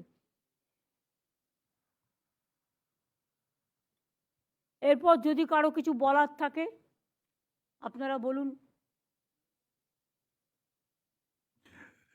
আপনি সবটাই কভার করেছেন, কিন্তু কাজের অভিজ্ঞতায় বলছি আপনার সঙ্গে দীর্ঘদিন কাজ করার, টেন্ডার ক্লজ যদি ঠিক না হয় কোনো কাজ শিডিউল টাইমে শেষ করা যায় না। এখানে কোনো, এখানে প্রত্যেক ডিপার্টমেন্টেই টেন্ডার ক্লজে কোনো পেনাল্টি ইম্পোজ নেই। যে কাজটা 1 বছরের জন্য দেওয়া হলো সেটা 3 বছর ধরে চলছে। কেন এটা হচ্ছে? পেনাল্টি ইম্পোজ যদি ভালো করে না করা হয়। এটা কোন ডিপার্টমেন্ট করবে? ফাইন্যান্স?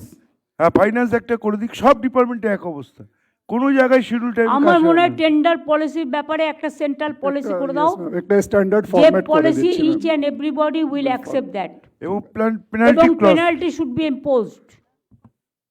দরকার হলে প্রপার্টি এনক্রোচও থাকবে।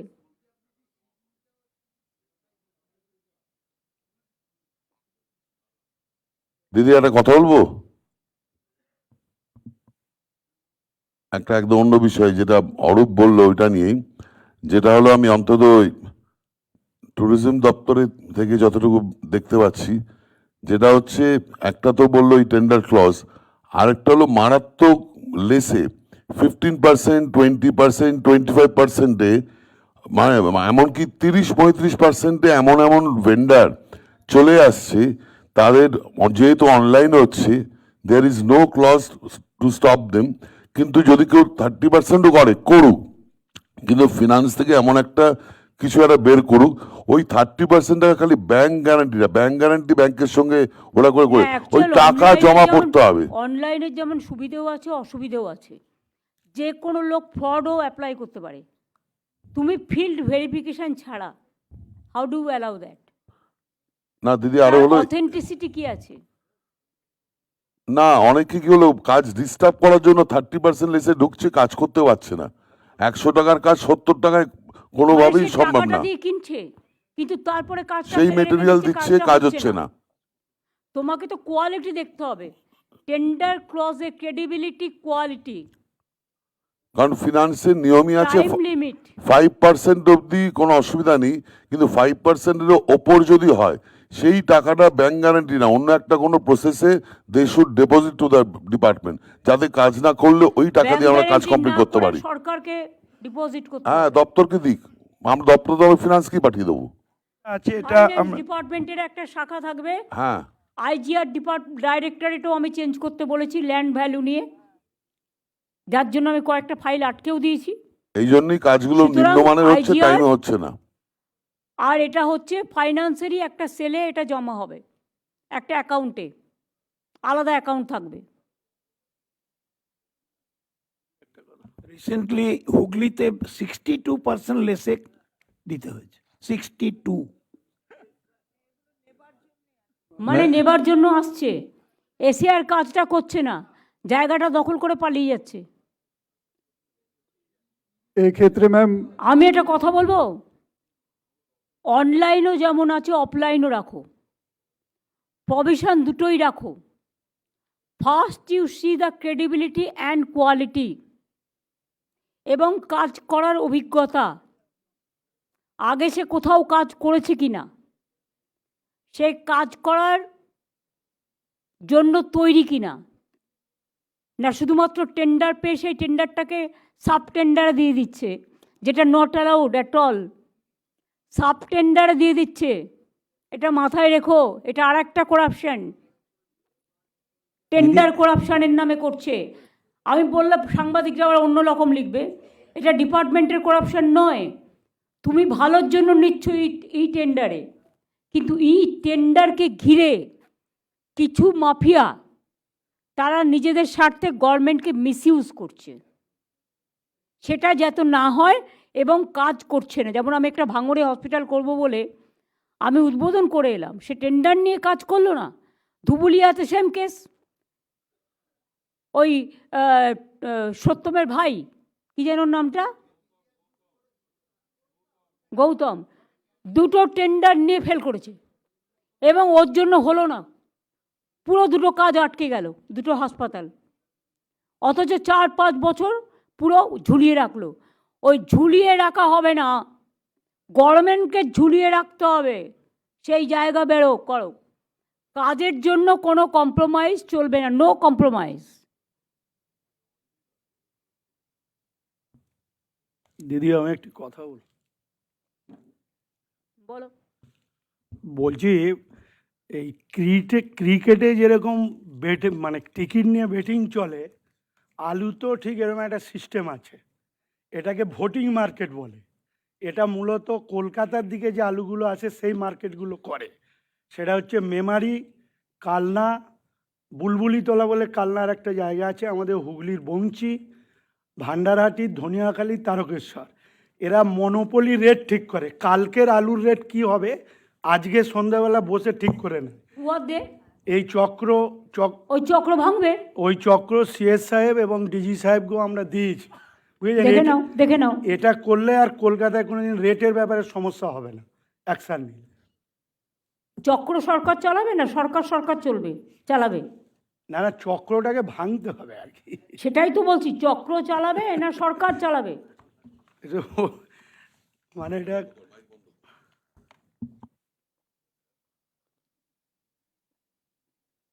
অফিসাররা যারা আছেন তাদের কারো কিছু বলার থাকলে বলুন প্লিজ। এনিবডি, কারো কিছু আরো সাজেশন থাকলে বলুন।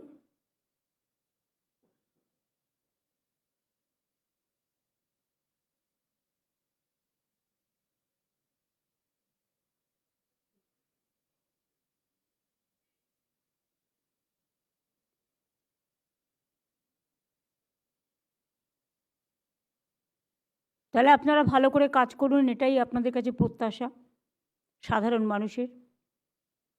আমাকে ছেড়ে দিন, আমি তো একজন সাধারণ মানুষ, আমি সাধারণ মানুষের জন্য কাজ করি।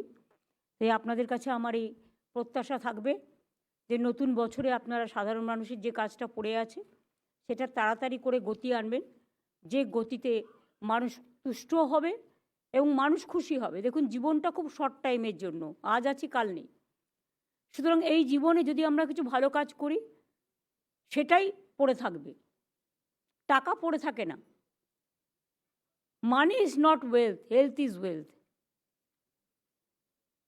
এবং কাজ, যে ভালো কাজ করে মানুষ তাকে চিরদিন মনে রাখে, আর যে ভালো কাজ করে না তাদের মানুষ এমনকি ক্রিমেশন ঘাটে গিয়েও ভুলে যায়। এই কথাটা যদি মাথায় রাখেন, দেখবেন জনসেবা আপনার একটা সামাজিক দায়িত্ব। আপনার পরিবার যেমন আপনার পরিবার, সরকারটাও কিন্তু আপনার পরিবার। সবাই ঠিকমতো জেলা ব্লক থেকে শুরু করে সমস্ত লাইন ডিপার্টমেন্ট থেকে শুরু করে সমস্ত অফিসার্স থেকে শুরু করে কর্মী থেকে শুরু করে আধিকারিক থেকে শুরু করে আমি সবাইকে বলবো, কর্মে গতি আনুন আর কর্মে সুমতি আনুন। কেউ দুর্মতি নিয়ে এসে কর্মটাকে ভেস্তে দেওয়ার চেষ্টা করে, কিন্তু মনে রাখবেন কর্ম ভেস্তে দেওয়া অত সহজ নয়, আপনি না করলে আরেকজন করবে। এই সমাজে ভালো লোকের যেমন অভাব নেই, দু একটা খারাপ লোক থাকতেই পারে, সবাই সমান নয়, কিন্তু ভালো লোক কিন্তু কাজ করবার জন্য তৈরি আছে, এরকম লোকও কিন্তু প্রচুর আছে। এটা ভাববার করার কারণ নেই যে আমি ছাড়া চলবে না, ভাবতে হবে আমাদের সবাইকে নিয়ে চলতে হবে, এটা মাথায় রাখতে হবে। আমি আপনাদের সকলকে আবার আপনাদের সকল পরিবারকে অনেক ভালোবাসা শুভেচ্ছা জানিয়ে এবং বিশেষ করে শীতের মরশুম নানা রকম উৎসব শুভেচ্ছা উৎসব চলবে। সব উৎসবকেই শুভেচ্ছা জানিয়ে সকলে ভালো থাকুন, সুন্দর থাকুন। জেলা ভালো থাকলে, ব্লক ভালো থাকলে জেলা ভালো থাকে, বুথ ভালো থাকলে ব্লক ভালো থাকে, ব্লক ভালো থাকলে সাব ডিভিশন ভালো থাকে, সাব ডিভিশন ভালো থাকলে জেলা ভালো থাকে, আর কোঅর্ডিনেশন ভালো থাকলে, মনিটরিং ভালো থাকলে সেই জেলা সবচেয়ে ভালো থাকে। ঠিক সেমনি প্রত্যেকটা ডিপার্টমেন্টে দেখবেন কয়েকজন এত ভালো কাজ করে যে তাদের আমরা ছাড়তেই চাই না। কেউ কেউ বলে আমার 6 বছর হয়ে গেছে, আমার 7 বছর হয়ে গেছে এক জায়গায়, তবুও আমরা মনে করি সে উপযুক্ত বলে তাকে কাজে লাগাই, কারণ অল্টারনেটিভ নেই। অফিসারও কমে যাচ্ছে, অফিসারের সংখ্যাও কমে যাচ্ছে। ইদানিং একটা প্রবণতা বেরিয়েছে, নতুন বিয়ে করলেই আইএএস বা আইপিএস বিয়ে করে সেই বলছে আমার অমুক জায়গায় আমার কমিটমেন্ট আছে, আমার ওয়াইফ আছে, আমি চলে যাব। আইএসএ জয়েন করছে, 6 মাসের মধ্যে পালিয়ে যাচ্ছে। এদের তো জয়েন করা উচিত নয়।